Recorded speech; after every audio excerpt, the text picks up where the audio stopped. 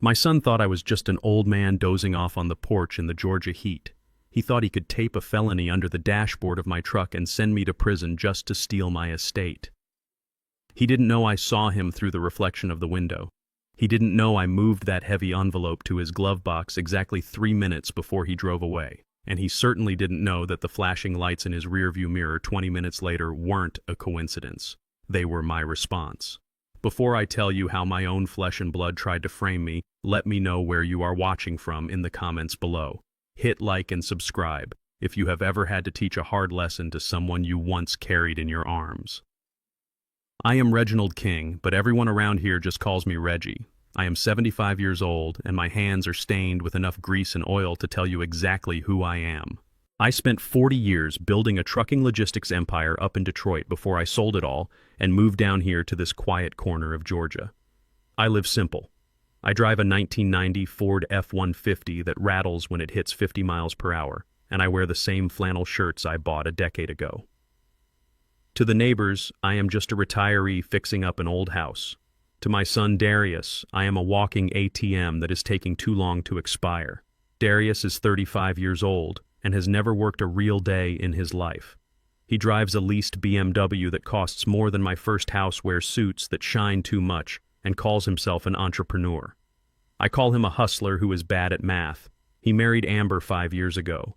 She is a sharp-faced woman with blonde hair and a smile that never quite reaches her eyes. She calls me Dad to my face and that old monkey behind my back when she thinks I am deaf. I am not deaf. I am just patient.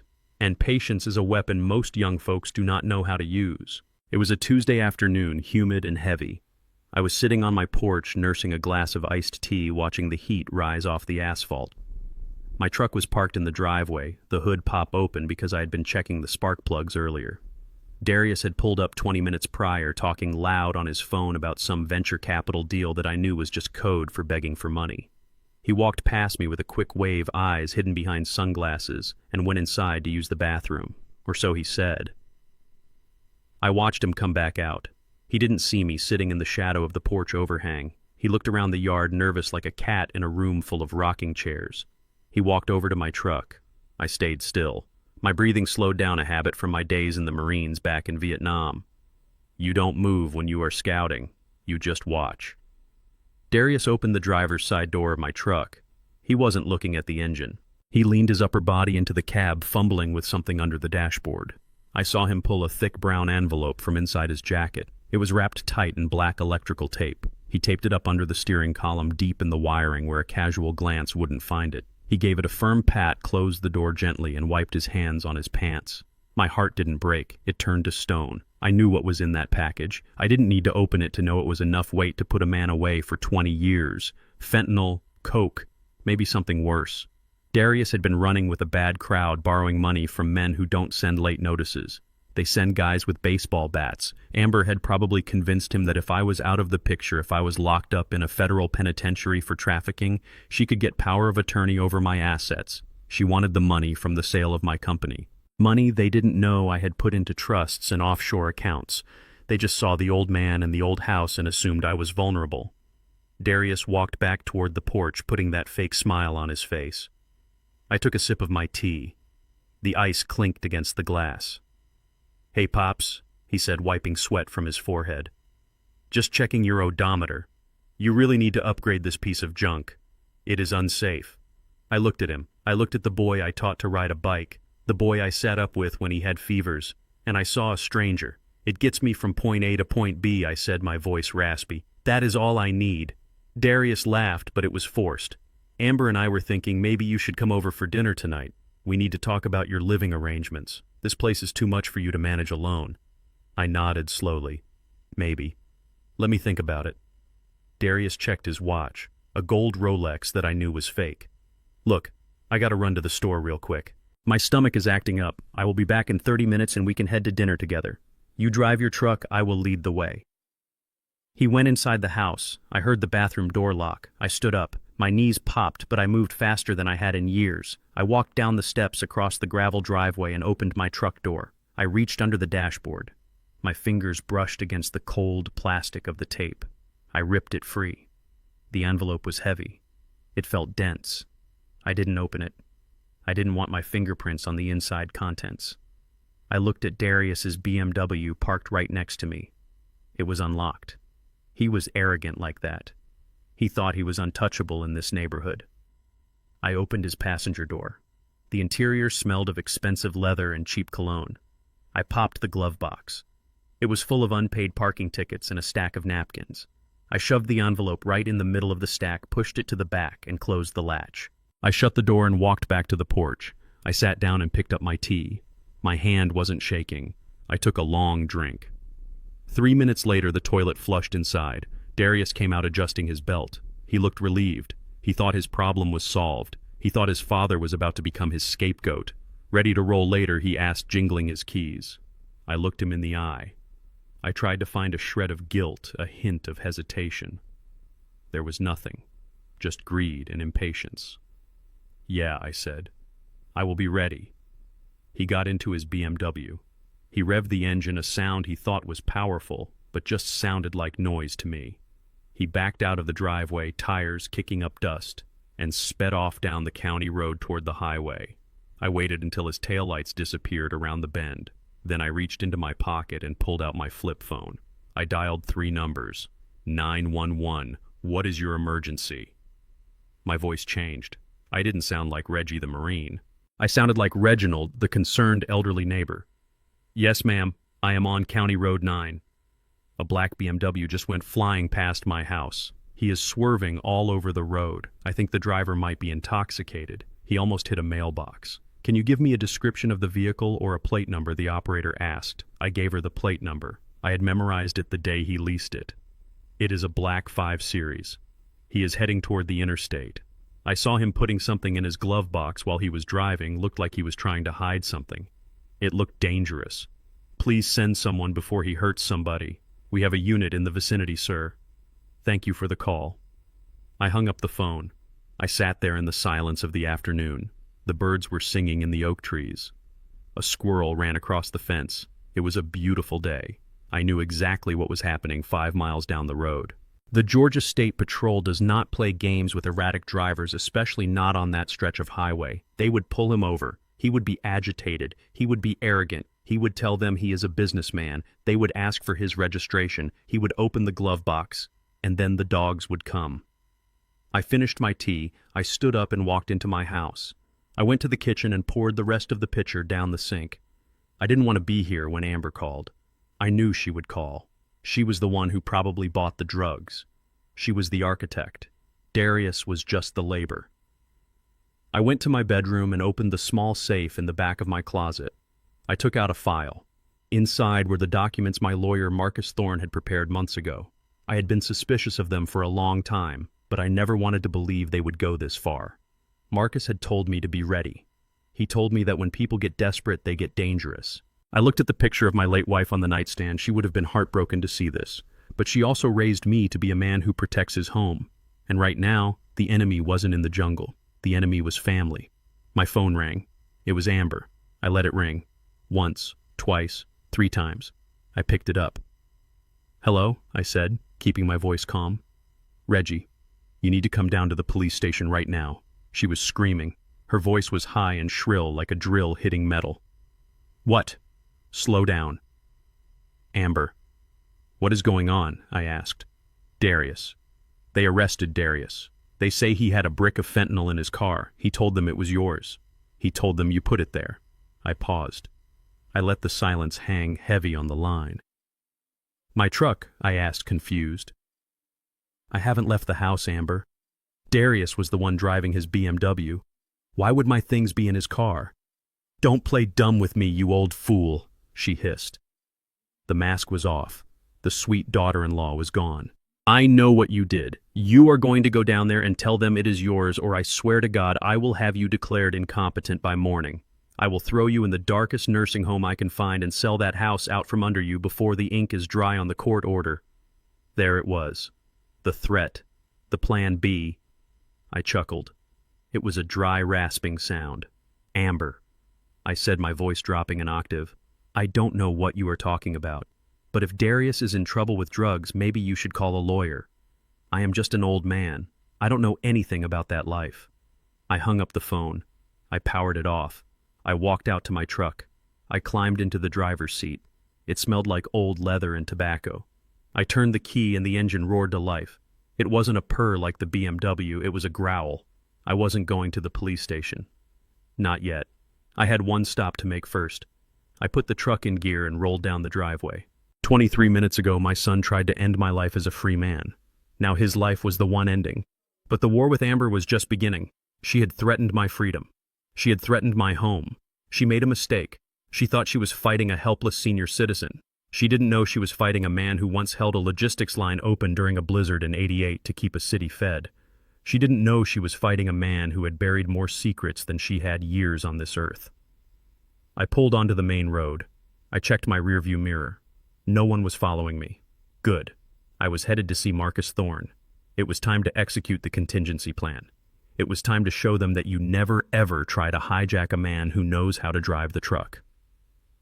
As I drove, I thought about the envelope. I wondered how much time Darius was looking at. Mandatory minimums in Georgia are tough. 10 years, maybe 15. He wouldn't last a week. He was soft.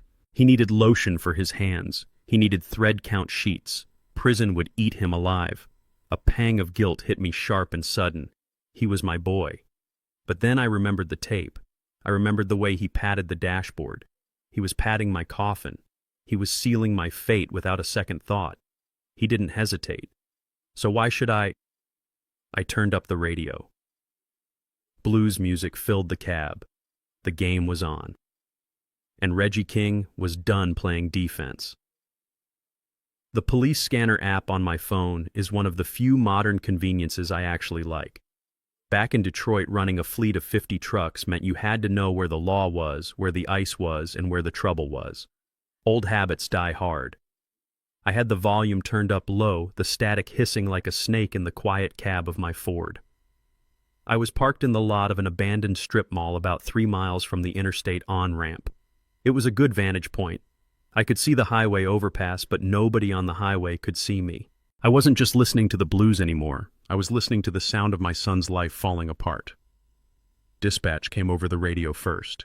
It was a calm female voice, the kind that doesn't get excited about anything less than a 4-alarm fire. She reported a black BMW driving erratically, weaving across lanes excessive speed. License plate Delta Kilo 905. That was him. That was Darius. He was probably driving fast because he was nervous. Or maybe he was driving fast because he thought he had gotten away with it. He thought the danger was behind him, taped under the dashboard of an old man's truck. He didn't know the danger was sitting right next to his registration papers. Then the trooper's voice cut in. He sounded young, adrenaline pumping. He had visual. He was lighting him up. I closed my eyes and leaned my head back against the worn headrest. I could picture it perfectly. The flashing blue lights filling the rearview mirror. The sinking feeling in the gut. Darius pulling over to the shoulder tires, crunching on the gravel. He would be sweating. He would be trying to look cool, trying to channel that fake swagger he wore like a cheap suit. But state troopers in Georgia don't care about your swagger. They care about your hands. The radio chatter picked up. Subject is agitated. Subject is refusing to exit the vehicle. Then the magic words. K-9 unit requested. I took a sip from a bottle of water I kept in the door panel. It was warm, but it washed the dust out of my throat. 23 minutes. That is exactly how long it had been since he left my driveway. 23 minutes for the universe to balance the books. I heard the rest of it play out over the airwaves. The dog alerted. Probable cause. Search initiated. And then the confirmation. Officers found a large quantity of narcotics in the glove compartment, subject in custody. My son was in handcuffs on the side of I-75, and I didn't feel a thing. No tears, no shaking. Just a cold, hard certainty that I had done what needed to be done. You don't let a rabid dog stay in the house even if you raised it from a puppy. You put it down before it bites the rest of the family. My phone rang. The screen lit up with a picture of Amber. She looked like an angel in that photo, smiling at a barbecue 3 years ago, back when I still thought she might be good for him. Back before I realized she was the one whispering poison in his ear. I cleared my throat. I let it ring 4 times. I wanted her to sweat. I wanted her to wonder. I answered on the 5th ring. "Hello," I said. My voice was slow, confused. the voice of a 75-year-old man who just wanted to take a nap. "Reggie, what did you do? What did you do?" She wasn't crying. She was screaming. It was a primal, ugly sound. The mask of the sweet Southern belle had completely disintegrated. "Amber," I asked, "who is this? You are shouting so loud I can't understand you. It is Amber, you senile old bat." "The police just called me. Darius is arrested. They have him on the highway. They said they found a brick of fentanyl in his glove box." I paused. I let the silence stretch. I could hear her breathing on the other end, short, sharp gasps of rage. "In his glove box," I asked, keeping my tone perfectly flat. "Well, that is terrible, Amber. But why are you yelling at me? I told him those fancy cars are trouble. He told them—" She shrieked. "He told them he put it in your truck. He told them it was supposed to be under your dashboard. He is screaming that you set him up." I made a sound of confusion, a little hum of bewilderment. "My truck. Amber, honey, you are not making any sense. I am driving my truck right now. I am heading over to the hardware store to get some washers for the sink. Darius drove his BMW. Why would he put anything in my truck if he was driving his car? That boy sounds confused. Maybe he is on something. You know he has been acting strange lately." "Don't you dare play dumb with me. Reginald King. I know you saw him. I know you moved it. You think you are so smart sitting up there on your porch like a gargoyle. You ruined everything." And there it was. The confession. She didn't say, "I can't believe he did this." She said, "You ruined everything." She knew. She knew about the drugs. She knew about the frame job. She was probably the one who told him where to tape it. "Amber," I said, my voice hardening just a fraction, "I think you should calm down. If Darius is in trouble, you need to call a lawyer. Screaming at his father isn't going to get him out of handcuffs." "You listen to me, old man." Her voice dropped low. It was venomous now, a hiss. "I am not calling a lawyer for him. I am calling a lawyer for you.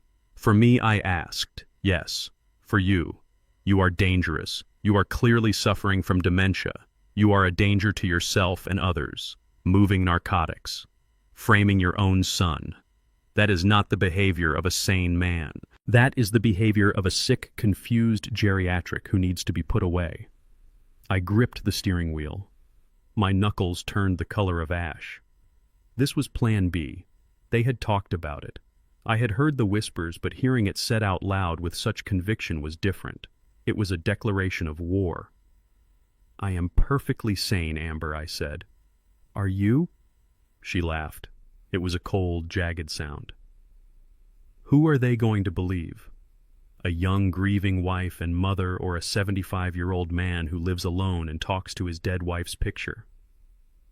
"We have been building a file, Reggie. We have documented your memory lapses, your aggression. We have the doctor on our side."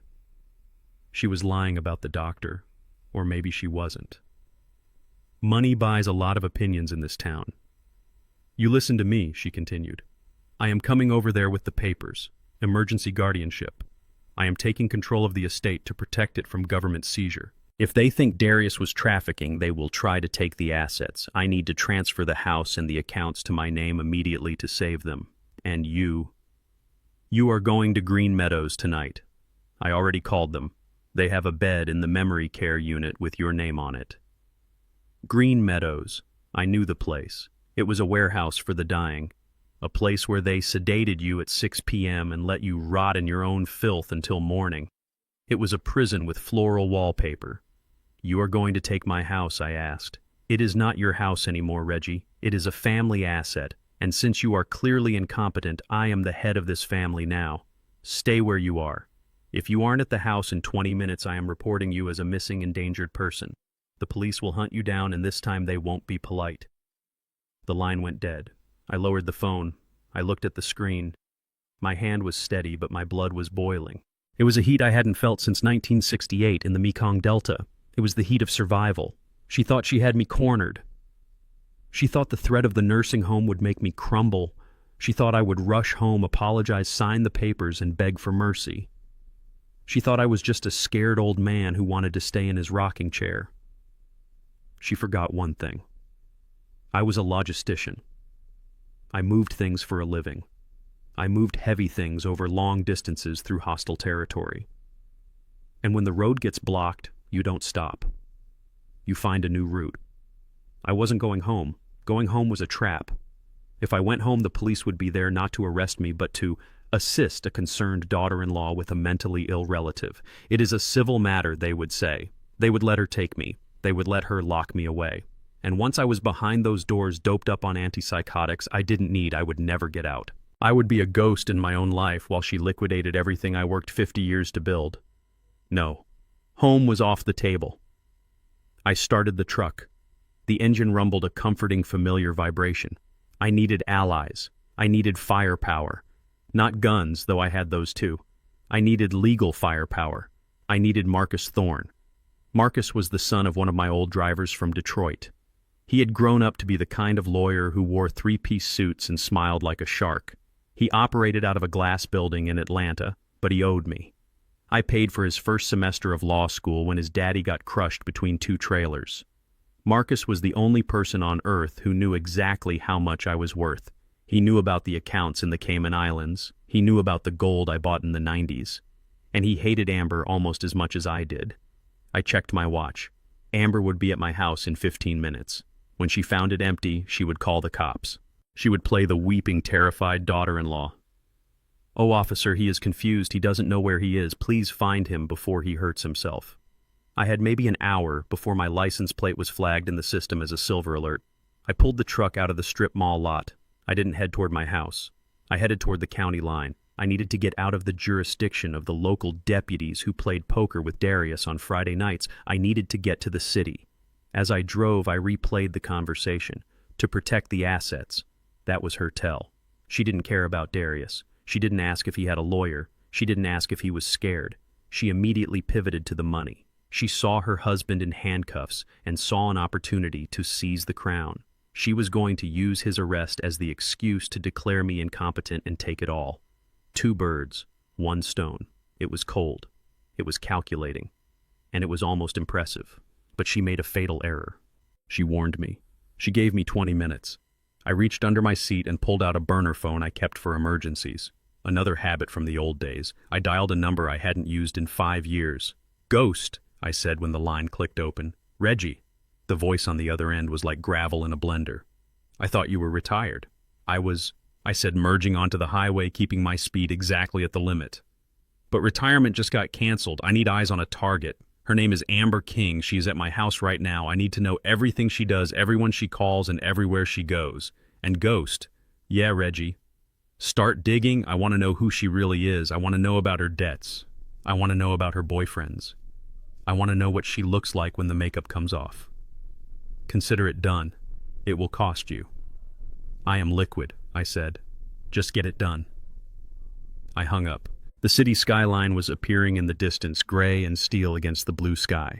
I wasn't the prey running for cover. I was the hunter moving to a new blind.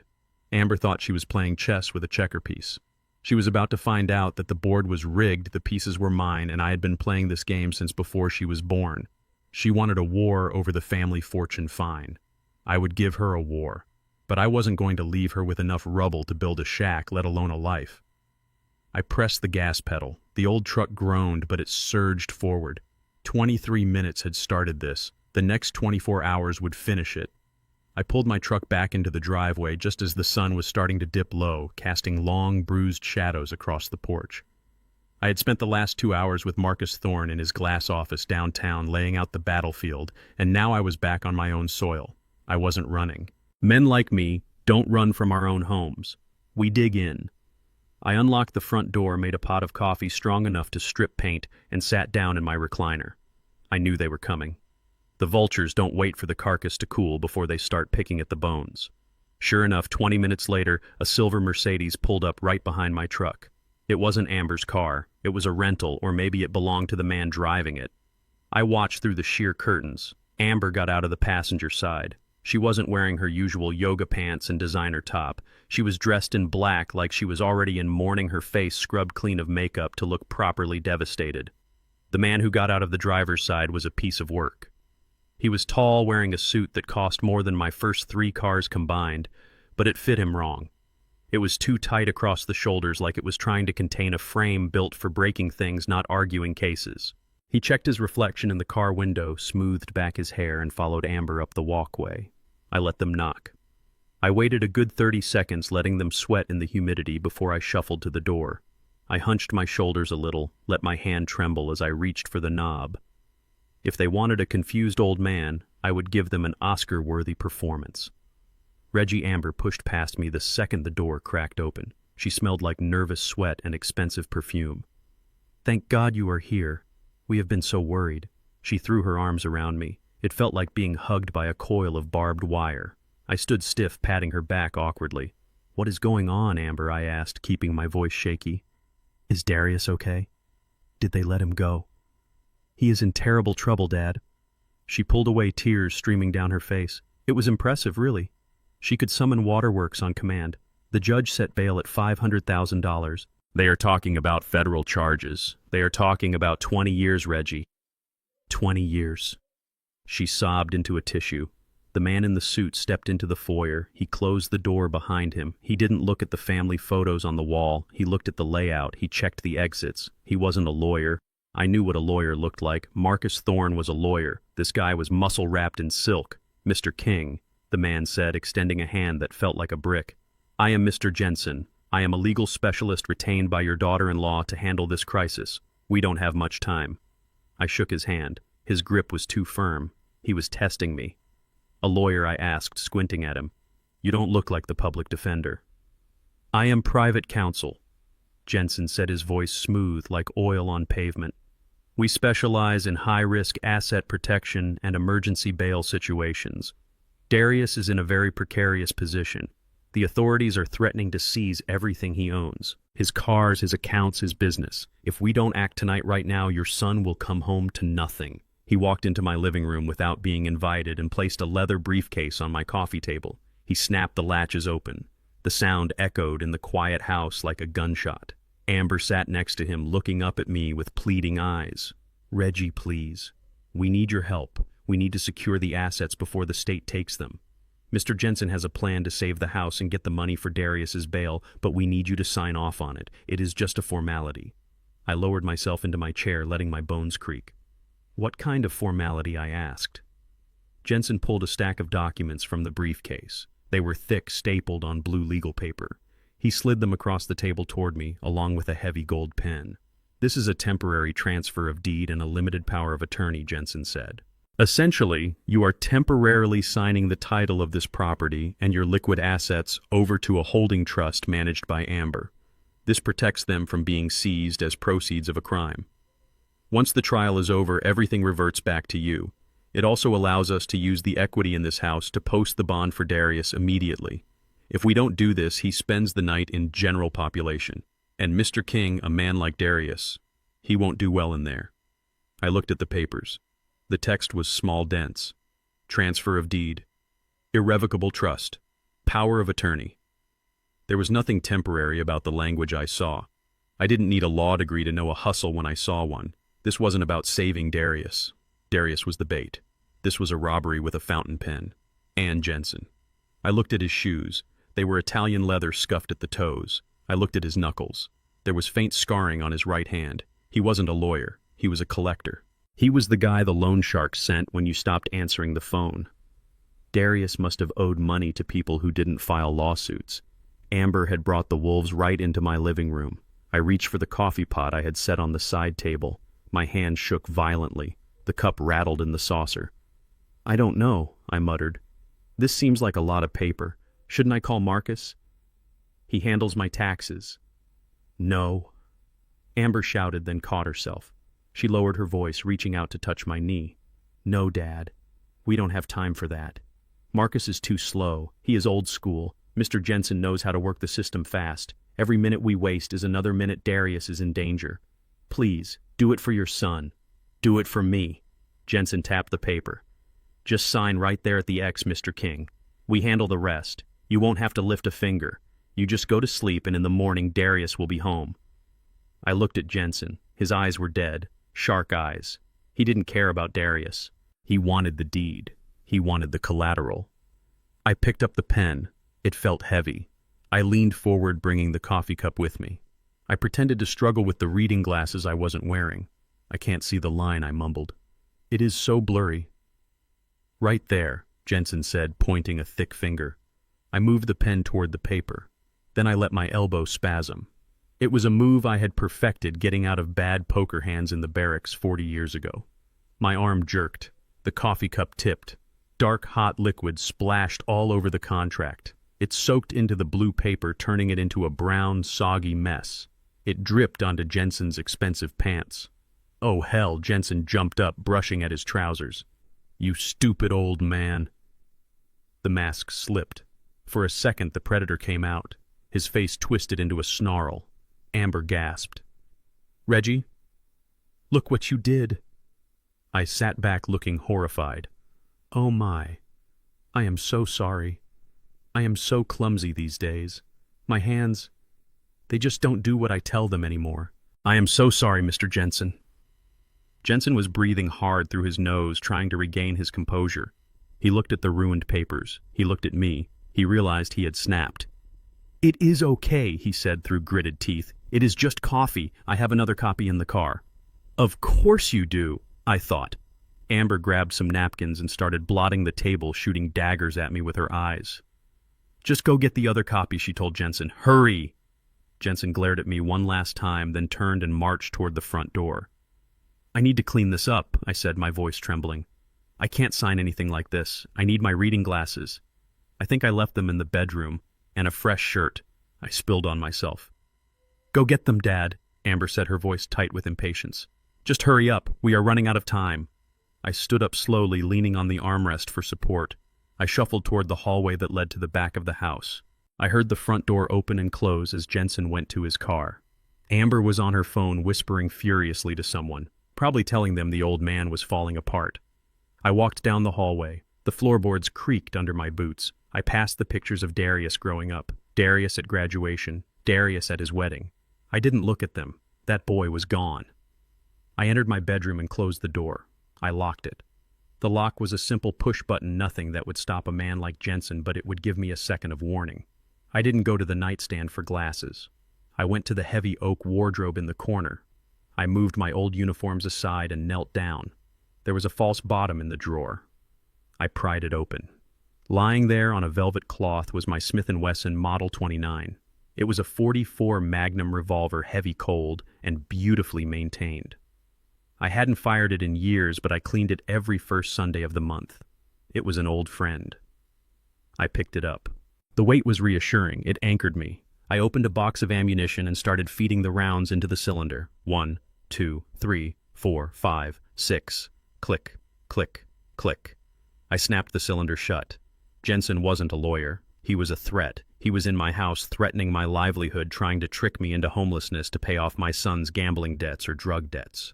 He thought he was dealing with a confused geriatric who would fold under pressure. He thought he could bully his way into my life. I stood up. I caught my reflection in the mirror on the back of the door. I didn't look 75. I looked dangerous. I buttoned my flannel shirt over the grip of the gun tucked into the back of my waistband. It was bulky, but if things went the way I thought they were going to go, I wouldn't need to hide it for long. I unlocked the bedroom door. Amber thought I was coming back to sign my life away. Jensen thought he was coming back to collect a payday. I was coming back to teach them the difference between a victim and a veteran. I opened the door and walked back down the hall. My steps weren't shuffling anymore. I walked with the heel-to-toe rhythm of a man on patrol. "Did you find your glasses, Reggie?" Amber called out from the living room. "I found exactly what I needed," I whispered to the empty hallway, and then I stepped into the light. Part 4. The Discovery. I walked back into the living room, my hand resting casually near the small of my back where the cold steel of the Smith & Wesson pressed against my spine. I didn't need to draw it. Not yet. Sometimes the most dangerous weapon in the room is the one you don't show until the very last second. Jensen was pacing by the window, checking his watch like he had a plane to catch or a debt to pay. Amber was tapping her foot a frantic rhythm on my hardwood floors. When they saw me shuffle in shirt untucked, looking like I had just woken up from a nap in a storm drain, Jensen let out a breath that sounded like a tire hissing air. "Did you find them?" Amber snapped. The sweetness was gone, replaced by the sharp edge of a woman who was watching her lottery ticket slip away. I patted my chest pockets, putting on a show. You know I looked everywhere. Under the bed. In the bathroom. I think I might have left them in the truck. Or maybe at the diner yesterday. My mind just isn't what it used to be, Amber. Everything is so foggy today. I slumped into my chair looking defeated. Jensen looked at Amber, then at me. His eyes filled with contempt. He saw a senile old man wasting his time. He didn't see the predator watching him from behind cloudy eyes. We do not have time for this, Jensen growled. He grabbed his briefcase. Look, Mr. King, the courts close in an hour. We can't file the paperwork today if you can't even sign your name straight. We are losing daylight. Amber looked panicked. But Darius, he is going to spend the night in jail. He is safer in jail tonight than he is out here with creditors looking for him, Jensen said, his voice dropping to a whisper that he thought I couldn't hear. We will come back tomorrow morning, first thing. 8 a.m. Have him ready, Amber. Get him some coffee. Get him his glasses. Whatever it takes. We get the signature, we file the deed transfer, and we get Darius out by noon. Amber glared at me, pure hatred burning in her eyes. You better be ready tomorrow, Reggie. No more games. No more spills. You are going to save your son whether you want to or not. They stormed out. I didn't get up to walk them to the door. I listened to the heavy thud of the Mercedes doors slamming, the aggressive rev of the engine, and the crunch of gravel as they sped away. The moment the sound of their car faded, I stood up. The stoop was gone. The tremors in my hands vanished. I walked to the door and threw the deadbolt. Then I engaged the secondary lock. I had installed myself a steel bar that reinforced the frame against kick-ins. I wasn't going to be here tomorrow morning at 8 a.m. I went to the kitchen and poured the rest of the coffee down the sink. I needed a clear head. I pulled the burner phone from my pocket and dialed Ghost again. He picked up on the first ring. Talk to me, Ghost said. They just left, I said, leaning against the counter. The lawyer isn't a lawyer. His name is Jensen, muscle in a cheap suit. He tried to get me to sign over the deed to the house and power of attorney. They are desperate, Ghost. They are moving fast. I am running background on Amber now, Ghost said. His voice was the sound of typing keys and static. Reggie, this girl didn't exist before 5 years ago. She popped up in Atlanta with a new social security number and a credit score that looks bought. I am digging deeper into her past aliases. But Jensen, I got a hit on him. His real name is Cole Miller. Disbarred 5 years ago for fraud and embezzlement. He has been working as a fixer for the Slavic mob in Chicago before moving south. He isn't a loan shark. He is a cleaner. A cleaner. That made sense. He wasn't here to collect a debt. He was here to strip the carcass. Find the connection, I told him. Find out how a mob fixer from Chicago met a suburban housewife in Georgia. I need the link, Ghost. I am on it. Give me an hour. I hung up. An hour. I had time. I walked into my study. It was a small room smelling of old paper and lemon polish. I moved the heavy oak desk aside. Beneath the rug there was a floor safe, not the decoy safe in the closet where I kept a few $100 and some old tax returns. This was the real vault. I spun the dial, left, right, left. The tumblers clicked a sound as sweet as a well-tuned engine. I pulled the heavy door open. Inside were stacks of cash gold coins and the ledger of my offshore accounts. I grabbed the ledger and my tablet.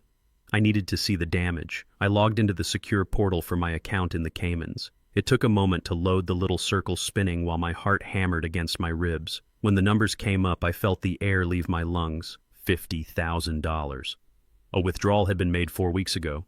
$50,000 wired to a shell company in Delaware. I pulled up the transaction image. There it was, my signature. It was a good forgery, a damn good one. But it had a tell. The loop on the R was too tight. I learned to write in cursive in a segregated schoolhouse where penmanship was next to godliness. My R was sweeping open. This R was cramped, hesitant. It was the hand of someone trying too hard. Darius. I sat back on the floor, the tablet heavy in my lap. My own son. The memory hit me then, unbidden and sharp. It was 20 years ago. Darius was 15. It was a scorching July day in the truck yard in Detroit. I had him up in the cab of my favorite rig, a Peterbilt 379. He could barely reach the pedals. He was grinning that wide, innocent grin that used to light up my whole world. "Daddy, this thing is a beast," he had shouted over the rumble of the diesel. "It is a beast, son," I had told him, resting my hand on his shoulder. "But you have to respect it. You control the power. Don't let the power control you.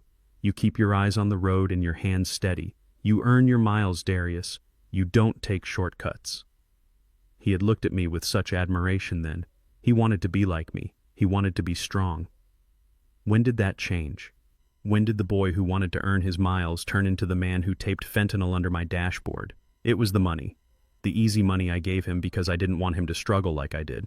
I sent him to private schools. I bought him cars. I shielded him from the grit and the grime of the world that made me who I am. I thought I was giving him a leg up. Instead, I cut his legs off. And then came Amber. She saw the weakness in him. She saw a boy who needed validation, who needed to feel like a big shot without doing the work. She fed his ego. She fed his greed. She turned him against me, whispering that I was holding him back, that I was a miser, hoarding wealth that should be his. She didn't just break him. She hollowed him out and filled him with rot. I looked at the forged signature again. $50,000. That was just the test run. That was them checking to see if I was watching. And because I had been playing the role of the tired old retiree, because I let them think I was slipping, they thought they got away with it. They thought the vault was open. They didn't know I counted every penny. They didn't know I had alerts set up that went to a secure server, not my phone. I had seen the withdrawal the day it happened. I just hadn't moved yet. I wanted to see how far they would go. Now I knew. They would go all the way to prison. Or the grave. My burner phone buzzed against the floorboards. It pulled me out of the past. The past was dead. The present was a war zone. I picked it up. A message from Ghost. No text, just an image attachment. I tapped the screen. The photo downloaded. It was grainy, taken with a long-range lens through a car window, likely night vision enhanced. It showed the interior of the silver Mercedes Jensen was driving. They were parked in a lot behind a diner on the edge of town. The interior light was on. Jensen was in the driver's seat. Amber was in the passenger seat. They weren't arguing. They weren't discussing legal strategy. Amber was leaning over the center console. Her hands were tangled in Jensen's hair. They were kissing. It wasn't a tentative kiss. It was the hungry, desperate kiss of two people who were celebrating a victory, or two predators sharing a kill. I stared at the image. The bile rose in my throat. Darius wasn't just the patsy for the drugs. He was the patsy for everything. His wife wasn't trying to save him. She was sleeping with the man she hired to defend him. They were going to strip my assets, let Darius rot in prison for the drugs they planted, and run off into the sunset with my life's work. Darius was sitting in a cell right now thinking his wife was fighting for him. He was thinking his father was the enemy. He didn't know he was the sacrifice. I saved the image. I closed the safe. I stood up. The sadness I felt for Darius evaporated, replaced by a cold, tactical clarity. He was a fool, and he had tried to hurt me, but he was my blood. And these two, they were parasites. I wasn't just going to beat them. I was going to obliterate them. I checked my watch. The sun was down. Darkness was my friend now. I had the gun. I had the money. I had the truth. It was time to pay a visit to the county jail. It was time to show my son exactly who he had married. And it was time to give him a choice rot in prison, protecting a woman who was selling him out, or help me burn her world to the ground. I grabbed my keys. The night was young, and I had work to do. The county jail smells like industrial bleach and human misery. It is a scent that gets into your clothes and stays there, a reminder that you have stepped out of the civilized world and into a cage. I walked through the metal detectors without blinking. I emptied my pockets into the plastic gray bin. Keys, wallet, a small digital voice recorder that looked like a car key fob. The deputy at the desk was young, maybe 22. He looked at my driver's license and then at my face. He saw an old black man with calloused hands and gray stubble. He didn't see a threat. He waved me through. I slipped the recorder back into my pocket before the metal door buzzed open. I walked down the long linoleum hallway. My boots echoed against the concrete walls. I wasn't here to bail anyone out. I wasn't here to offer comfort. I was here to perform an autopsy on my relationship with my son. I needed to know if there was anything left worth saving, or if the cancer of greed had eaten it all. They brought Darius into the visitation room.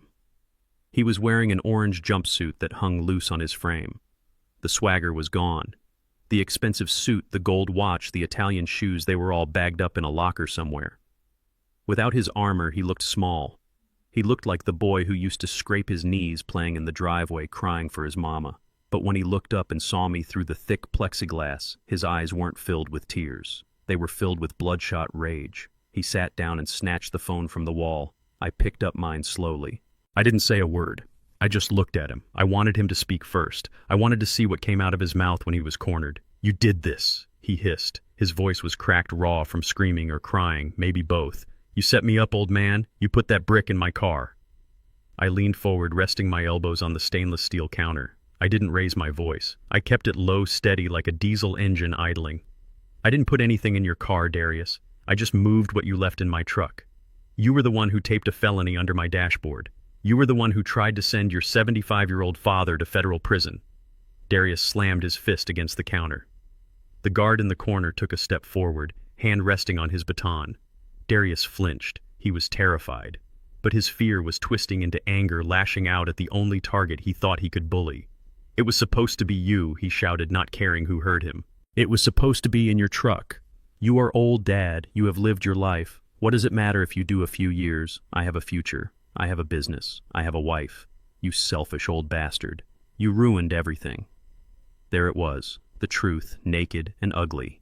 He didn't deny it. He didn't say it was a mistake. He said I was selfish for not letting him frame me. He said my life was over, so I should just be disposable collateral for his ambition. I felt a coldness spread through my chest. It was the death of hope. I had held on to a tiny sliver of belief that maybe Amber had forced him, maybe he was coerced. But no. He believed this. He believed he was entitled to my sacrifice. "You think you have a future?" I asked. "Darius, you don't even have a present. You are sitting in a county jail with a drug trafficking charge. You are looking at 20 years minimum. I wouldn't be here if you had just died like you were supposed to." He spat the words out. "Amber said it would be easy. She said you were slipping. She said we could take the assets and you wouldn't even know what hit you. But no, you had to be the tough guy. You had to be the smart guy. Well, look where it got you. Your son is in jail. Are you happy now?" I reached into my pocket. I pulled out the key fob. I pressed a button on the side. A tiny red light blinked once and went out. I held it up to the glass so he could see it. "What is that?" he asked, his eyes narrowing. "This," I said, "is my insurance." "I just recorded everything you said, Darius. You just admitted that the drugs were yours. You admitted that you conspired to plant them on me. You admitted that you and your wife planned to steal my estate." Darius went pale. The red in his eyes seemed to drain away, leaving them wide and hollow. He stared at the small black device in my hand like it was a grenade. You recorded me," he stammered. "That is illegal. You can't do that." "I am not a lawyer's son," I said, putting the recorder back in my pocket. "But I know enough about the law to know that a confession is a confession. And I know that if I hand this to the district attorney, they won't be looking at me as a suspect anymore. They will be looking at you, and they will be looking at Amber." Darius slumped in his chair. He put his head in his hands. He looked defeated. He looked like a child who had just broken a window and realized he couldn't hide the pieces. "Why?" he whispered. "Why are you doing this to me? I am your son." "Because you stopped being my son the minute you taped that package to my truck," I said. "You became a threat, and I deal with threats." He looked up, tears finally spilling over. "Dad, please, you have to help me. Amber, she is going to fix this. She hired a lawyer, Jensen. He is going to get me out. You just need to sign the house over like they asked. Please, Dad. If I stay in here, I am dead. I owe money to people who don't care about jail." I shook my head. A sad, slow movement. "Jensen isn't a lawyer, Darius. He is a cleaner for the Chicago mob. And Amber. She isn't trying to get you out." I reached into my shirt pocket. I pulled out the folded printout of the photo Ghost had sent me, the grainy image of Amber and Jensen in the Mercedes locked in a passionate kiss. I unfolded it and pressed it against the glass. Darius stared at it. He squinted. Then he recognized the profile. He recognized the car. He recognized his wife. "No," he breathed. That is not true. That is fake." "It is real," I said. "Ghost took it 2 hours ago. While you were sitting in this cell, terrified, your wife was celebrating with the man she hired to rob us. They aren't trying to bail you out, son. They are trying to strip the assets and run. They need you in here. You are the fall guy. You are the distraction." Darius touched the glass, tracing the image of his wife's face. His hand was trembling so hard his fingertips left smudges on the plexiglass. He looked like he was going to be sick. The betrayal was hitting him harder than the handcuffs. He had sold his soul for a woman who was selling him for parts. She loves me, he whispered. We were doing this for our future. She loves the money, Darius. She loves the hustle. She doesn't give a damn about you. If she did, she would be here not making out with a mob enforcer in a diner parking lot. I folded the picture and put it back in my pocket. I stood up. The metal chair scraped against the floor, a harsh final sound. I am not going to bail you out, Darius. He looked up at me, panic flooding back into his face. Dad, no. You can't leave me here. You said they are going to kill me. I said you owe money to dangerous people. And right now the safest place for you is a cell in the county jail. The cartel can't get to you in here. Jensen can't get to you in here. You are in a concrete box, and for the first time in your life you are actually safe from your own stupidity. I am leaving you here, I continued, my voice hard as iron, because out there your wife is planning to sell you to the cartel. She is going to wash her hands of you, take the money, and leave you to deal with the debt collectors. In here you are just an inmate. Out there you are a dead man, walking. Dad. Wait! Darius screamed, slamming his hands against the glass. Don't go! Please, I will testify. I will tell them everything. Don't leave me. I looked at him one last time. I saw the fear. I saw the regret. But mostly I saw the consequences. He had made his bed with lies and fentanyl. Now he had to sleep in it. Sit tight, son, I said. Think about your choices. Think about the man you wanted to be, and think about the man you tried to destroy. I have work to do. I have a snake to catch. I turned my back on him. I walked toward the heavy steel door. I could hear him screaming my name, begging, crying. It tore a piece of my heart out to keep walking, but I didn't slow down. I signaled the guard. The buzzer sounded. The lock clicked. I stepped out into the hallway. The air was still stale, but it felt cleaner than the air in that visitation room. I had the confession. I had the leverage. And now I knew exactly where Darius stood. He was broken, but he was alive. Now it was time to turn my attention to the head of the snake. Amber was out there thinking she had won, thinking she was the smartest person in the room. She was about to find out that she had picked a fight with the wrong old man. I checked the load in my revolver in my mind. 6 rounds. I checked the balance in my offshore account in my head. 10 million. I had everything I needed for a war. And the first battle was about to start in my own front yard. The lights from the patrol cars washed over my front porch like a disco in hell. Red and blue spinning silently in the Georgia night. They didn't use sirens. They didn't want to spook the neighbors, or maybe they didn't want to spook the old man with the reputation for cleaning his shotgun on Sundays. I sat in my recliner watching the shadows lengthen across the floorboards. I had put the Smith & Wesson back in the safe. A gun is a tool for a specific job, and shooting a sheriff's deputy wasn't on tonight's itinerary. That would play right into her hands. That would prove I was the violent, senile lunatic she was painting me to be. I heard the heavy footsteps on the porch. The wood creaked. I knew that walk. It was Sheriff Jim Miller. We went back 40 years. I pulled his truck out of a ditch in the blizzard of '93. He ate my wife's peach cobbler every Thanksgiving for a decade. He was a good man wearing a badge that forced him to do bad things. The knock came. It was polite, but firm. Reggie. It is Jim. Open up, son. We need to talk. I stood up. I stood. My knees popped a sound like a dry twig snapping. I walked to the door and unlocked it. I didn't open the screen door. I stood behind the mesh looking out. Jim was there, his hat in his hand. He looked like he had swallowed a lemon. Behind him stood 2 younger deputies, hands resting near their holsters, looking nervous.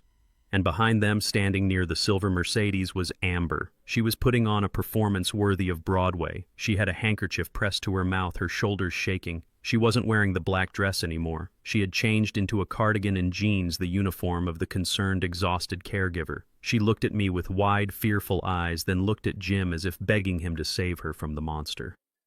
"Evening, Jim," I said. My voice was calm. I kept my hands where he could see them. "To what do I owe the pleasure? Is there a problem with the noise? I was just listening to the crickets." Jim sighed. He looked down at his boots, then up at me. His eyes were sad. It isn't the noise, Reggie. You know it isn't. We got a call. And we got some paperwork. Emergency ex parte order. He held up a sheaf of papers. I recognized the seal of the probate court. What does it say, Jim? I asked, though I already knew. I could smell the ink and the betrayal from here. It says you are in immediate danger to yourself and others. Jim said, his voice heavy. It says you have been exhibiting signs of advanced dementia, aggression, confusion. It says you tried to hurt family members. Hurt family members. I chuckled. It was a dry sound. You mean because I didn't sign my house over to a mob cleaner an hour ago? Reggie, Jim stepped closer. This isn't just Amber's word. There is a medical certificate here, signed by Dr. Evans. It says he examined you yesterday and found significant cognitive decline consistent with Alzheimer's. He recommends immediate involuntary commitment for evaluation. 72-hour hold. Dr. Evans, the family doctor, the man who treated my wife's cancer, the man I trusted. The puzzle pieces clicked into place with the precision of a loading bolt. That was where the money went. I had seen a withdrawal, but I hadn't traced the recipient yet. Amber hadn't just been shopping. She had been investing. She bought a diagnosis. $20,000, maybe more, to a doctor who probably had gambling debts of his own. It was smart. Evil, but smart. A medical opinion trumps a sheriff's gut feeling every time. I haven't seen Dr. Evans in 6 months, Jim, I said quietly. That certificate is a lie. Jim looked pained. Reggie, I don't know what to tell you. It is a court order. If I don't execute it, I lose my badge. If you don't come with us, I have to authorize my deputies to use force. And I don't want to see you on the ground, old friend. Please, don't make this a fight. I looked past him at Amber. She lowered the handkerchief for a split second. A tiny, triumphant smirk curled the corner of her lip. It was a look that said, "Checkmate, old man." She thought she had won. She thought stripping me of my freedom was the end of the game. She didn't understand that for a man like me, being underestimated is the greatest tactical advantage in the world. If I fought, I went to jail or the morgue. If I went to the psych ward. But the psych ward is just a building, and buildings have doors. Buildings have phones. Buildings have laws. I pushed the screen door open. I am not fighting you, Jim, I said. I know you are just doing your job. Amber let out a dramatic sob. Oh, thank God. Please, officer, be gentle with him. He doesn't know what he is doing. He gets so confused at night. I stepped out onto the porch. The cool air hit my face. I walked down the steps, my head held high. I wasn't shuffling now. I walked like the man who built a company from 1 truck to 50. Jim moved to handcuff me. It was procedure. Front or back, he asked quietly. Front, I said. I am not running, Jim. He clicked the cuffs on my wrists. The metal was cold. It felt like failure, but I reminded myself it was just a delay. Amber rushed forward, grabbing Jim's arm. Make sure he doesn't have any keys on him, or weapons. He hides things. He is paranoid. You have to search him. She wanted my keys. She wanted access to the house while I was locked up. She wanted to tear through my office, find the safe, find the ledger. Jim looked at her annoyed. Ma'am, step back. We know how to do our job. He patted me down. He took my wallet. He took the keys to the truck and the house from my pocket. He put them in an evidence bag. These go into personal property at the station, Jim said to Amber. You don't get them. Not until the guardianship is finalized by a judge. Amber's face fell. She hadn't counted on the bureaucracy protecting me. She thought she would get the keys handed to her right there on the lawn. But officer, I need to get his medication. I need to secure the house. The house is secured, ma'am, Jim said firmly. Nobody goes in or out until the court says so. That is the law. I caught Jim's eye. He knew. He smelled the rat even if he couldn't see it. He was giving me a lifeline. He led me to the cruiser. He opened the back door. The seat was hard plastic. It smelled of old vomit and disinfectant. Before I ducked my head to get in, I leaned close to Jim. Jim, I whispered. Yeah, Reggie, call Marcus Thorne. Tell him code red. Tell him the eagle has landed. Jim paused. He looked at me. He didn't ask what it meant. He knew Marcus. Everyone knew Marcus. And he knew that if I was calling in the sharks, this wasn't dementia. This was war. I will make the call, Jim whispered back. I slid into the back seat. The door slammed shut, sealing me in. The cage.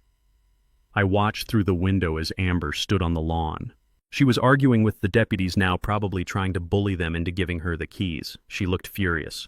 The victory wasn't as sweet as she thought it would be. She had removed the king from the board, but she hadn't captured the castle. The cruiser engine rumbled. We rolled slowly down the driveway. I watched my house disappear into the darkness. The house I bought for my wife. The house where I raised the son who betrayed me. I wasn't scared. I was angry. And anger is fuel. They were taking me to Cedar Springs. I knew the place. It was a state-run facility on the other side of the county. It was where they put the addicts, the homeless who screamed at invisible demons, and the old folks whose families didn't want to pay for a real home. It was a holding pen. 72 hours. That was the law. 3 days. Amber thought 3 days was enough time to break me. She thought 3 days in a padded room with drooling roommates would shatter my mind and make the fake diagnosis real. She thought I would come out broken, ready to sign anything just to get a warm meal. She was wrong. 3 days was a deployment. 3 days was a mission. I leaned my head against the plexiglass divider. I closed my eyes. I started planning. I needed to survive the intake. I needed to avoid the sedatives. They would try to drug me. To calm him down, the order would say. If I took the pills, I lost. If I fought the pills, they would inject me. I had to be smarter. I had to be the model patient. I had to be invisible. The cruiser accelerated onto the highway. The same highway where my son had been arrested hours earlier. The irony wasn't lost on me. 2 generations of kings, both in the back of police cars on the same night. One because he was a fool, the other because he was a threat. I breathed in. I breathed out. Let them take me. Let them lock the door. They were locking themselves in with the problem. They just didn't know it yet. Amber had fired her biggest shot. She had played her ace. And I was still standing. Now it was my turn. And when Marcus Thorne got that call when the legal machine started turning, Amber was going to find out that a court order works both ways. I watched the lights of the city blur past. I wasn't Reggie the victim. I was Reginald King, and I was going undercover in my own life. The game had just moved to the next level, and I was ready to play. The smell of Cedar Springs wasn't something you could wash off.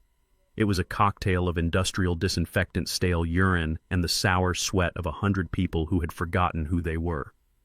They put me in a room with a boy who couldn't have been more than 20. He spent 18 hours a day rocking back and forth on his cot, whispering to a woman who wasn't there. They called this observation. I called it a test of endurance. I had survived the jungles of Southeast Asia with dysentery and a sniper tracking my squad for 3 days. I could survive 72 hours in a room with peeling yellow paint and a roommate named Billy, who thought the floor was made of lava. The staff treated me like a piece of furniture. To them, I wasn't Reginald King, the man who built a logistics empire from a single rusted flatbed. I was just patient 492, another geriatric case dumped by a family who didn't want the burden. They spoke to me in that high-pitched, slow voice people use for toddlers and dogs. Time for yum-yums, Mr. King. Time for sleepy bye. It took every ounce of discipline I had not to snap their fingers. But I knew the rules of engagement. If I shouted, I was aggressive. If I argued, I was confused. If I fought, I was dangerous. So I became a statue. I sat on the edge of my bed, back straight, eyes forward, observing the patrol patterns of the enemy.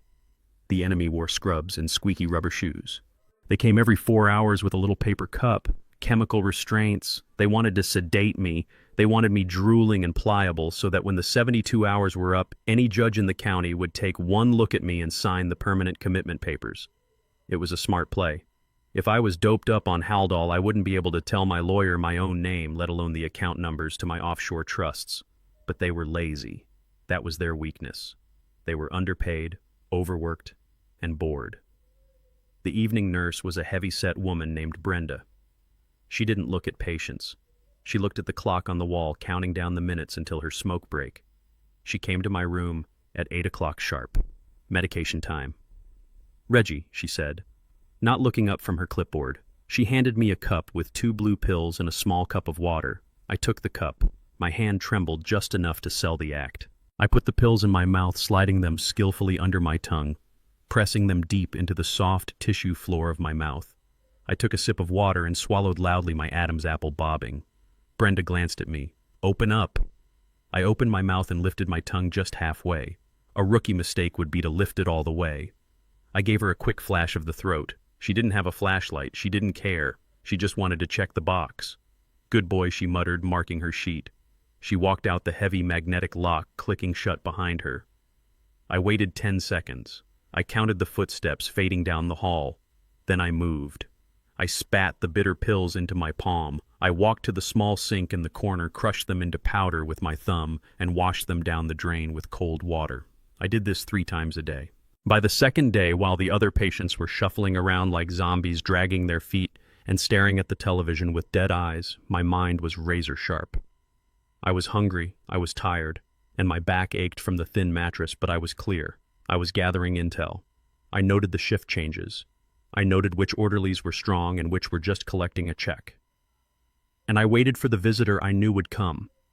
She arrived on the afternoon of the second day. The orderly opened the door and let Amber in.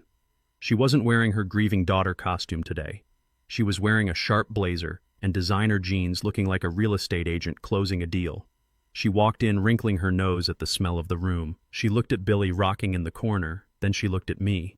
She pulled the single plastic chair to the center of the room and sat down, crossing her legs. She smiled. It was the smile of a hunter looking at a trapped animal. "Hey, Dad," she whispered. Her voice was soft, intimate, the kind of voice you use to tell a secret. "You look terrible. They aren't treating you very well in here, are they?" I sat on the bed, my hands folded in my lap. I didn't blink. I didn't speak. I just looked at her. I looked at the way her makeup tried to hide the stress lines around her eyes. I looked at the nervous tick in her left hand. She was winning, but she was scared. She was wondering why the victory didn't feel secure yet. "It doesn't have to be like this," she continued, leaning forward. She reached into her purse and pulled out a folded document. It wasn't the thick stack from the fake lawyer. It was a single page. Simple. "I spoke to the doctors. They say you are deteriorating fast. They say you might never leave. But I can help you. I have influence here." She tapped the paper on her knee. "Sign this, Reggie. It is a voluntary transfer of the property deed. Just the house. You sign the house over to Darius and me, and I will tell the doctors that we found a private facility for you, a nice one, with a garden, better food. You can live out your days watching TV and sleeping in a real bed. Or," she gestured to the room, to the peeling paint, to Billy muttering about the spiders in his veins, "or you stay here. The state takes over. They will declare you incompetent by Friday. They will liquidate your assets to pay for your care in this hellhole for the next 10 years. And you will die in this room, Reggie. Alone. Forgotten. Smelling like piss and bleach." She waited for me to break. She waited for the fear to fill my eyes. She wanted me to beg. She wanted me to ask about Darius. She wanted me to ask for mercy.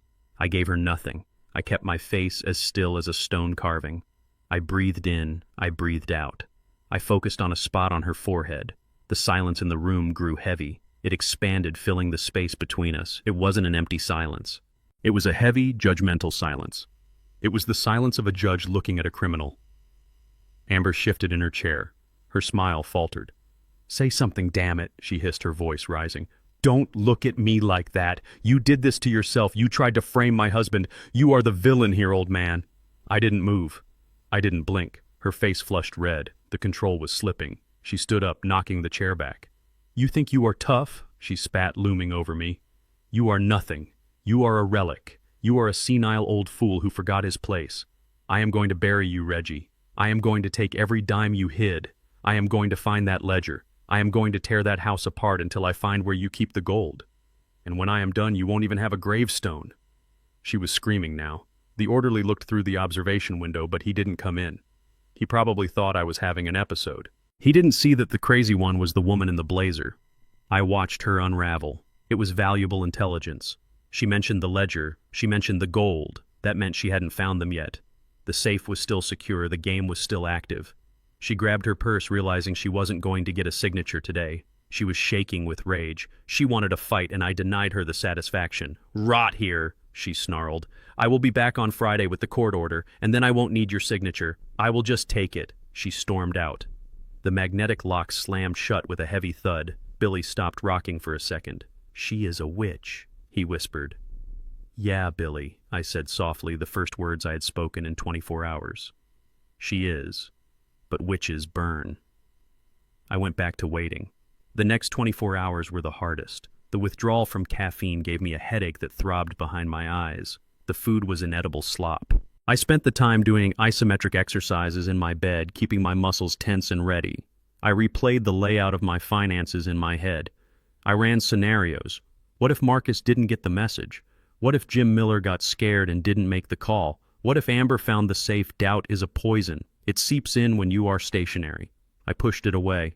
Marcus Thorne was a shark, and sharks smell blood in the water. He would come. Friday morning arrived. The 72 hours were up at 10:00 a.m. This was the critical window.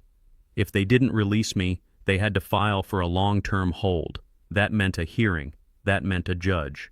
Amber would be there with her fake doctors and her forged affidavits. At 9:45 a.m., the door to the ward opened.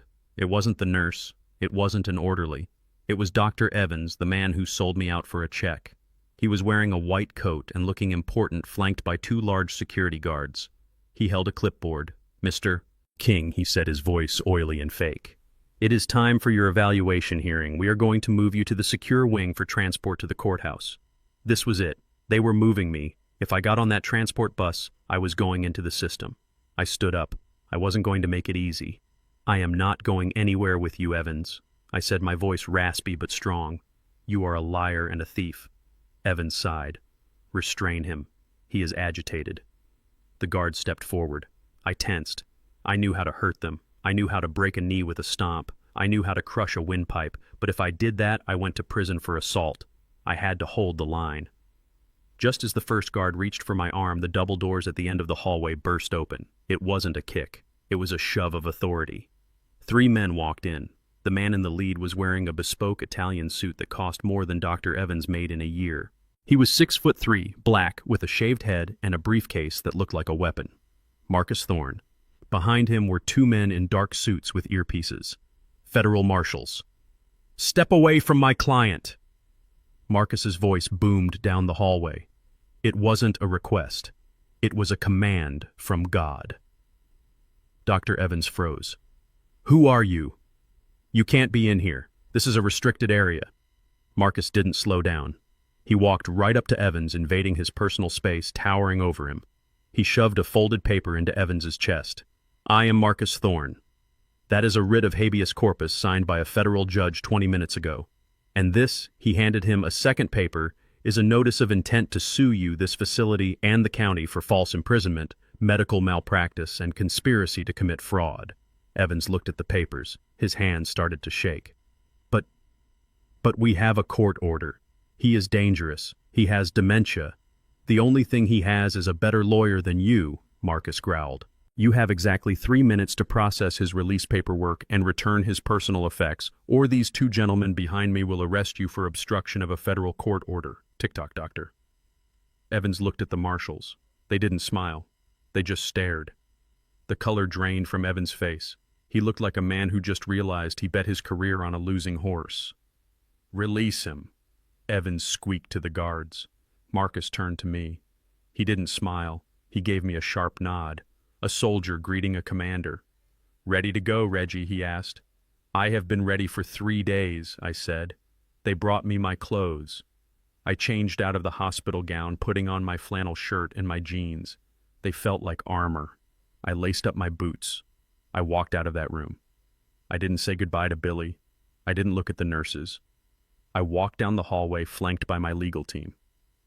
We pushed through the double doors and into the bright, blinding sunlight of the parking lot. The air tasted sweet. It tasted like freedom. And it tasted like revenge. "Where to?" Marcus asked as we reached his black Lincoln Navigator. "My house," I said. "I have a safe to check." "And then what?" "Then we go hunting," I said. "Amber thinks she is going to court to bury me.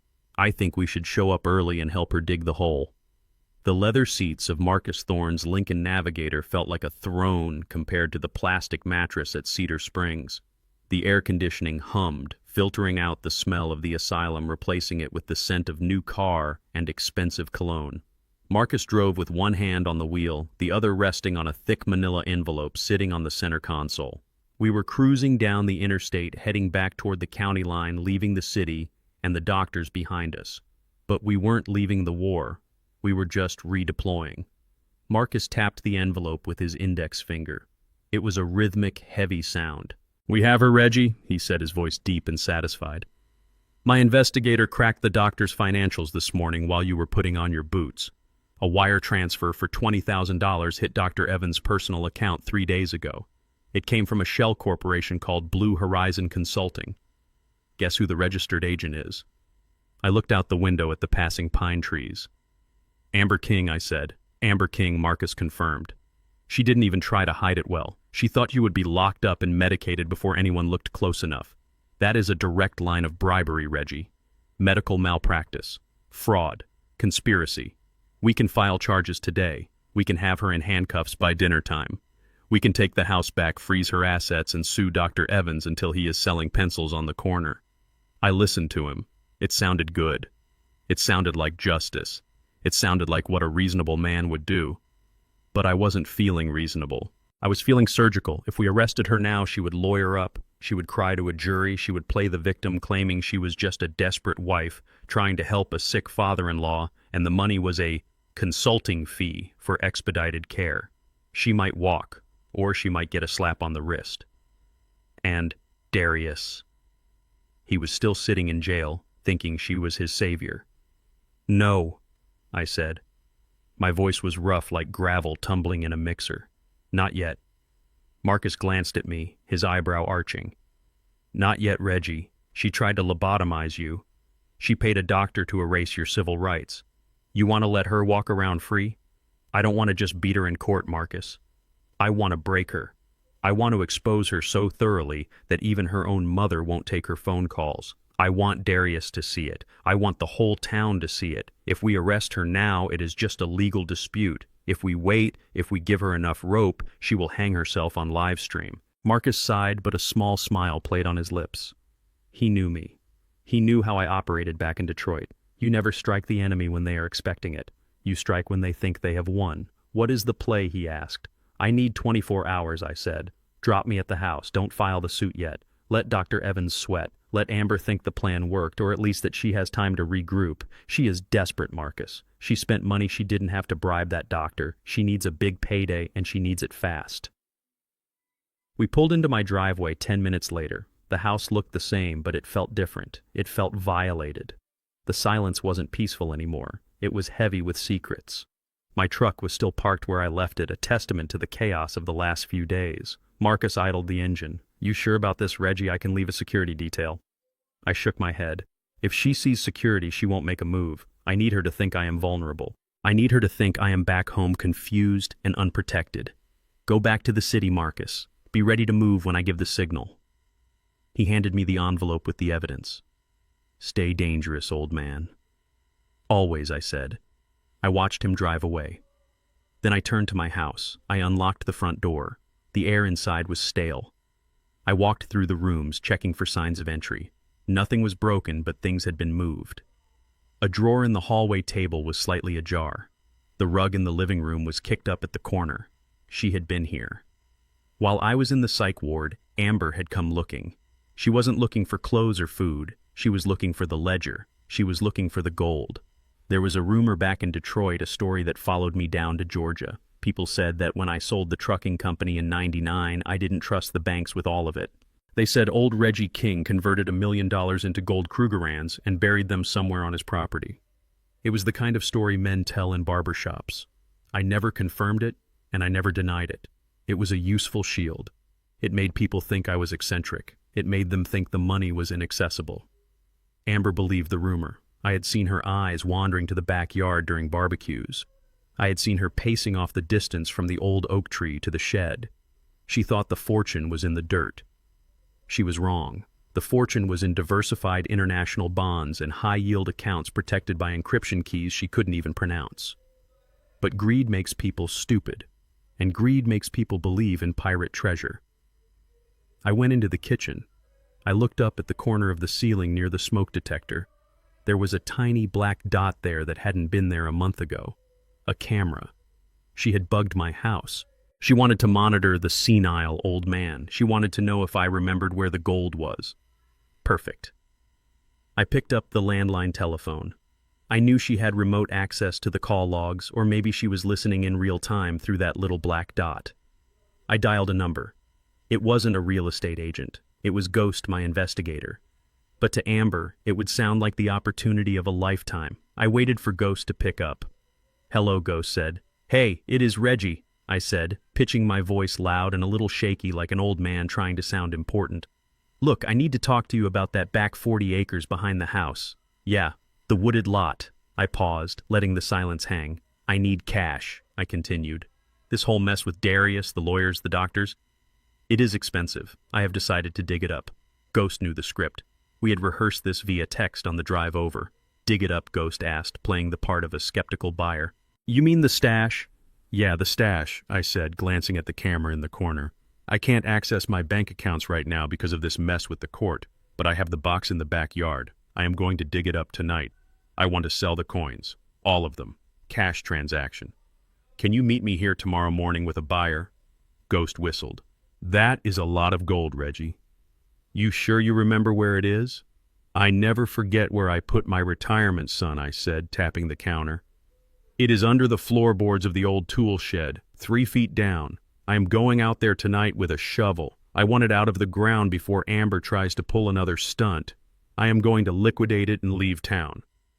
I hung up the phone. It was a performance worthy of an Academy Award. I stood there for a moment, letting the words sink into the digital ears of the woman watching me. I poured myself a glass of water, my hand trembling just enough to look convincing. Then I shuffled out of the kitchen, heading toward the back door, stopping to grab a heavy shovel from the mudroom. I walked out into the backyard, letting the screen door slam. I knew exactly what was happening on the other side of town. Amber was watching. She was listening. She had just heard the magic words. Gold. Under the floorboards. Tonight. Leave town. Panic would be setting in. If I dug it up and left, she got nothing. If she waited for the courts, I might disappear with the cash. She had to act. She had to intercept the asset before it turned into liquid cash and vanished. And she couldn't do it alone. She needed muscle. She needed someone who didn't mind getting their hands dirty. She needed Jensen. I walked to the shed. It was a rickety wooden structure about 50 yards from the house, surrounded by tall grass and shadows. I opened the door and stepped inside. It smelled of gasoline and rust. There was no gold under the floorboards, just dirt and worms. But I staged the scene. I moved a few heavy boxes. I dragged the shovel across the wooden planks, making noise. Then I went back to the house, turned off the kitchen lights, and went to my study. I pulled up the feed from my own hidden security cameras, the ones Amber didn't know about. The ones Marcus had installed while I was in the psych ward, high-definition night vision with audio that could pick up a whisper at 50 feet. I waited. 30 minutes later, my burner phone buzzed. It was an intercept from Ghost. He had cloned Amber's phone data earlier that day. It was a recording of a call made 5 minutes ago. I pressed play. Amber's voice was breathless, frantic. "Jensen, you need to get over here. Now." Jensen's voice was deep annoyed. "Amber, I am in the middle of a poker game." "What is it?" "He is digging it up," Amber hissed. "The old fool is digging up the gold tonight. He is going to sell it tomorrow morning and disappear. We have to stop him. We have to get that box, Jensen. It is millions, millions in untraceable coins." Jensen's tone changed instantly. The annoyance vanished, replaced by greed. "Where is it?" "In the shed out back. He just told his buyer he is digging it up. Listen to me, Jensen. We go in tonight, we scare him off, or we knock him out. I don't care. We take the gold and then we burn the shed. We make it look like an accident. He is old. He is confused. Nobody will question it if he starts a fire trying to find his treasure." There was a pause. Then Jensen spoke, his voice cold and lethal. "I will be there in 20 minutes. Get the car. Bring a crowbar." And Amber, "Yeah, if he gets in the way, we finish this. Tonight." The recording ended. I sat back in my chair. The trap was sprung. They were coming. Not to serve papers, not to argue. They were coming to rob me, burn my property, and likely kill me in the process. And they were going to do it all while I live-streamed it to the world. I checked the shotgun leaning against my desk. It was loaded with rock salt and bean bags. I wasn't going to kill them. That was too easy. I was going to make them famous. I opened my laptop and logged into the community Facebook page. 5,000 members. Neighbors, church friends, the mayor, the sheriff. I set up the stream titled Thieves in the Night. I linked it to the cameras in the shed and the backyard. Then I poured a fresh cup of coffee, turned off the study lamp, and settled into the darkness to wait. The cat was ready, the mice were on their way, and they were running straight into the jaws of the trap. The darkness in my study wasn't empty. It was heavy, filled with the kind of silence you only find right before a storm breaks. I sat in my leather chair, the one with the cracked armrest that molded perfectly to my elbow, and I waited. My breathing was slow, rhythmic, a metronome counting down the seconds to their destruction. Across my lap lay the Remington 870. It was cold and heavy, a comfort in a world that had gone soft. I ran my thumb over the safety, not because I needed to check it, but because the muscle memory was soothing. I checked the laptop screen glowing dimly on the desk. The time was 2:14 in the morning. The neighborhood was asleep. The crickets were singing their nightly chorus, oblivious to the fact that predators were moving through the tall grass. On the monitor, the grainy black and white feed from the backyard camera showed nothing but shadows and the outline of the old tool shed. It looked peaceful. It looked like any other night in Georgia. Then a shadow detached itself from the fence line. It was followed by another. They moved with the jerky, nervous energy of amateurs. I leaned forward, the leather of the chair creaking softly. There they were. Jensen was in the lead, carrying a heavy crowbar and a flashlight he hadn't turned on yet. He was moving surprisingly well for a man in a cheap suit, but he was loud. I could hear the crunch of his shoes on the dry leaves through the external microphone. Amber was right behind him, looking around wildly, her head whipping back and forth like a bird sensing a hawk. I watched them approach the shed. They didn't go for the house. They went straight for the bait. Amber pointed at the door, whispering something I couldn't quite catch, but the body language was clear. Get in there. Get the money. Jensen jammed the crowbar into the padlock hasp of the shed. He didn't finesse it. He leaned his weight into it, grunting. There was a loud crack as wood splintered. In the silence of the night, it sounded like a gunshot. I didn't move. Not yet. Let them commit. Let them get their hands dirty. They disappeared inside the shed. I switched the camera view to the interior feed. The infrared camera mounted in the rafters painted them in ghostly white and gray. Jensen was tearing up the floorboards I had loosened earlier. He was throwing boxes aside, tossing my tools like they were garbage. Amber was standing over him, holding a small penlight, her face twisted in a mask of pure greed. Dig deeper. Her voice came through the speakers, tinny but clear. He said 3 feet down, I am digging. Damn it, Jensen snarled, shoveling dirt that I had loosened hours ago. This ground is hard. Are you sure? He said. Here, I heard him, she hissed. He said under the floorboards, stop complaining and find the box. They were sweating. They were frantic. They were digging a hole to nowhere, looking for a treasure that didn't exist. It was time. I minimized the camera window and opened the browser. I was already logged into the Oak Haven Community Watch Facebook page. It had 5,300 members. Everyone from the mayor to the lady who runs the bake sale was on there. Usually it was used for complaining about stray dogs or fireworks. Tonight it was going to host the most popular reality show in county history. I clicked the button that said, Go Live. I titled the stream Thieves in My Backyard, Live. I selected the feed from the external camera pointing right at the shed door and the internal camera showing them digging. The screen flickered and then the red live indicator appeared in the corner. 0 viewers, then 5, then 12. People are always awake at 2 a.m. Insomniacs, nursing mothers, shift workers. I picked up the microphone connected to the PA system I had rigged up hours ago. It was hooked to a speaker mounted under the eaves of the back porch, pointing directly at the shed. I also reached for the remote control for the floodlights. I had positioned my F-150 in the side yard earlier, angling it so the high beams were aimed right at the shed door. I had also rigged up 2 halogen work lights on the porch railing. I waited until the viewer count hit 50. Showtime, I whispered. I hit the lights. The backyard exploded into brilliance. The truck's high beams cut through the darkness like lasers, illuminating the swirling dust and the moths. The halogen work lights flooded the area with a stark, blinding white glare. It was brighter than noon. On the monitor, I saw Jensen and Amber freeze. They looked like cockroaches when you flip the kitchen switch.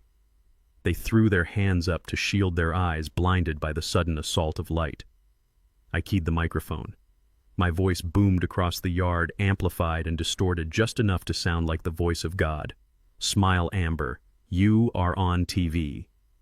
Jensen dropped the shovel. He reached for his waistband, a reflex. He was carrying. I knew it.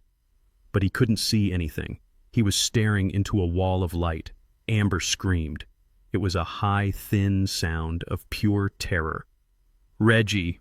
"Good evening, neighbors," I said into the mic, watching the viewer count climb to 200. "I hope I didn't wake you. I just wanted you all to meet the people currently breaking into my shed. That is my daughter-in-law, Amber King, and her friend, Mr. Jensen." Jensen spun around, trying to find the source of the voice, trying to find a target. But I was inside behind brick and glass and darkness. "We are live, folks." I continued, my voice calm, conversational. 500 of your neighbors are watching right now, Amber. Say hello to Mrs. Higgins from down the street. Say hello to Sheriff Miller. I see he just tuned in." Amber looked at the empty air, her eyes wide and white in the glare. She realized it wasn't just lights.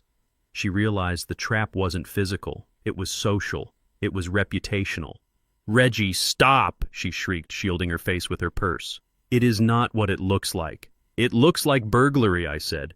"It looks like you are digging for gold that isn't there.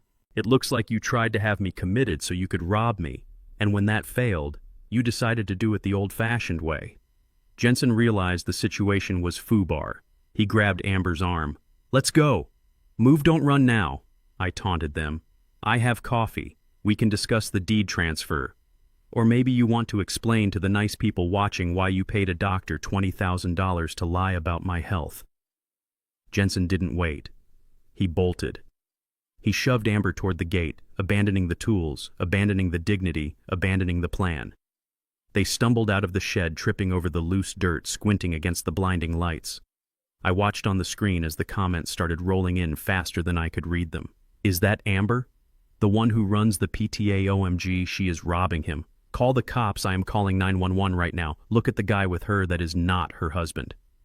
It was a cascade of judgment. It was the end of her life in this town. She wasn't just a thief. She was a spectacle. They reached the back gate. Jensen kicked it open, splintering the wood I had repaired last summer. They scrambled through, slipping on the wet grass of the alleyway. I didn't chase them. I didn't fire a shot. I didn't need to. The shotgun stayed on my lap, cold and unused. The digital weapon had done more damage than buckshot ever could.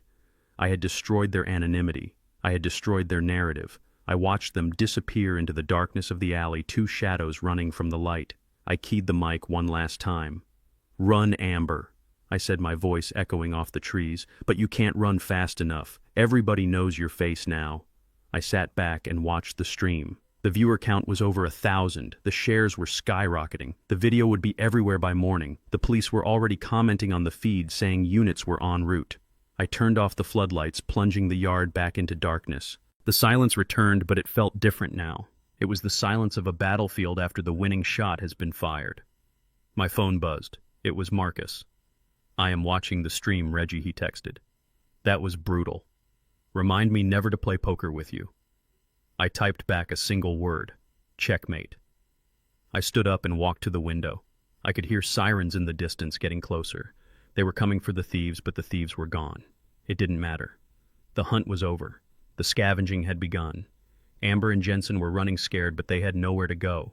Their faces were burning up the local internet. Every gas station, every motel, every neighbor would recognize them. They were radioactive. I went to the kitchen and poured the rest of the coffee into a travel mug. I wasn't going to sleep tonight. I had a statement to give to the police. I had a mess to clean up in the shed. And I had to prepare for the final act. Because a rat doesn't stop biting just because you shine a light on it. It gets desperate. And desperate rats are the most dangerous kind. I took a sip of coffee. It was bitter black and perfect. The night was mine. And tomorrow the world would belong to the man who held the camera. The sun rose over Oakhaven, but it didn't bring any warmth to the King household. It just illuminated the wreckage of the night before. My yard was a crime scene of broken wood and trampled grass, but the real destruction was invisible. It was digital. The video of Amber and Jensen fleeing my shed like rats in a pantry had hit 10,000 views by breakfast.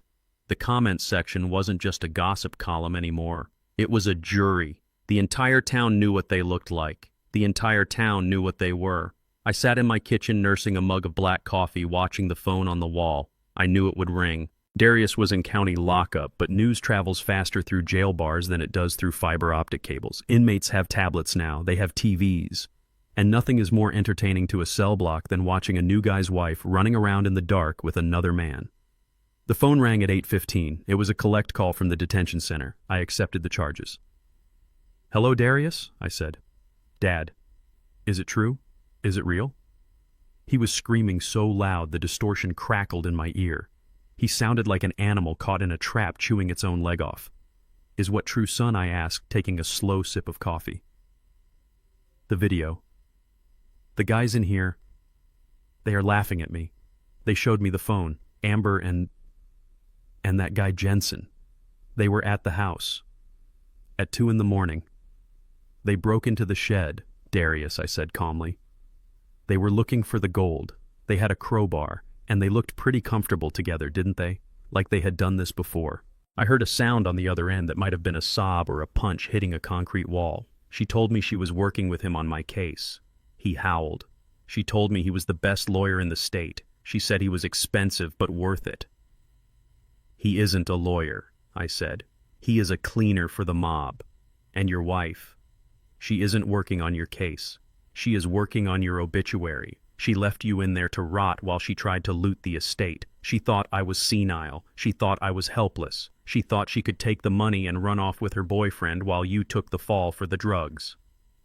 "I am going to kill her," Darius screamed. "When I get out of here, I am going to kill her." "You aren't getting out," I said, my voice dropping to that low register that used to make truckers stand up straighter. "And you aren't killing anyone. You are going to sit there and realize that the only person who hasn't lied to you is the father you tried to frame." I hung up. I didn't need to hear his apologies. They were worthless currency. He was broken. The illusion of his perfect marriage, his perfect life, it was all ash now. He was just a man in a cage realizing he had handed the key to his executioner. But Darius wasn't the only one feeling the heat. My burner phone buzzed. It was Ghost. "Turn on the local news, Reggie." Channel 5. I walked to the living room and flipped on the TV. There was a reporter standing outside a sleek office building downtown. It was the marketing firm where Amber worked as a vice president, or used to work. The chyron at the bottom of the screen read, "Local executive fired amidst viral burglary scandal." The reporter was breathless.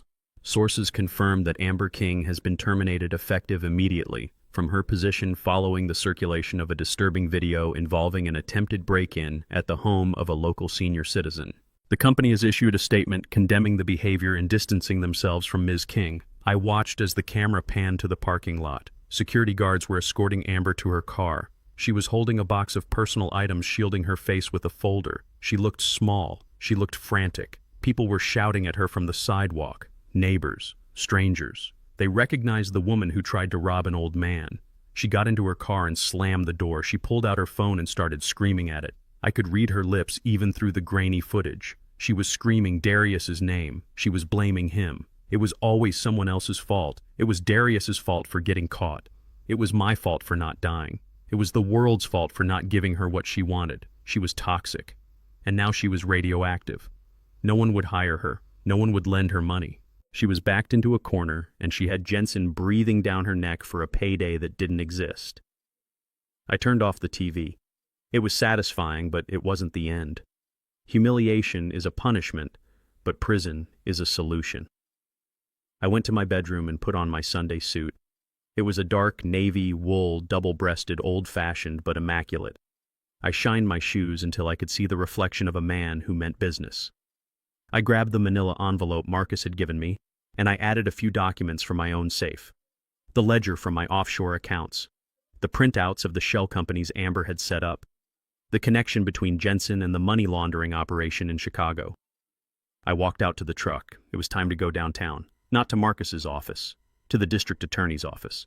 I parked in the visitor lot and walked past the metal detectors with the envelope tucked under my arm. I didn't have an appointment, but when you have the kind of evidence I had, doors tend to open. I told the receptionist I had information regarding the Darius King case and a corruption ring involving the medical and legal professions. 5 minutes later, I was sitting in a leather chair across from District Attorney Helen Vance. She was a sharp woman, steel gray hair and eyes that had seen too many lies. She looked at the file I slid across her desk. She opened it. She read the first page, then the second.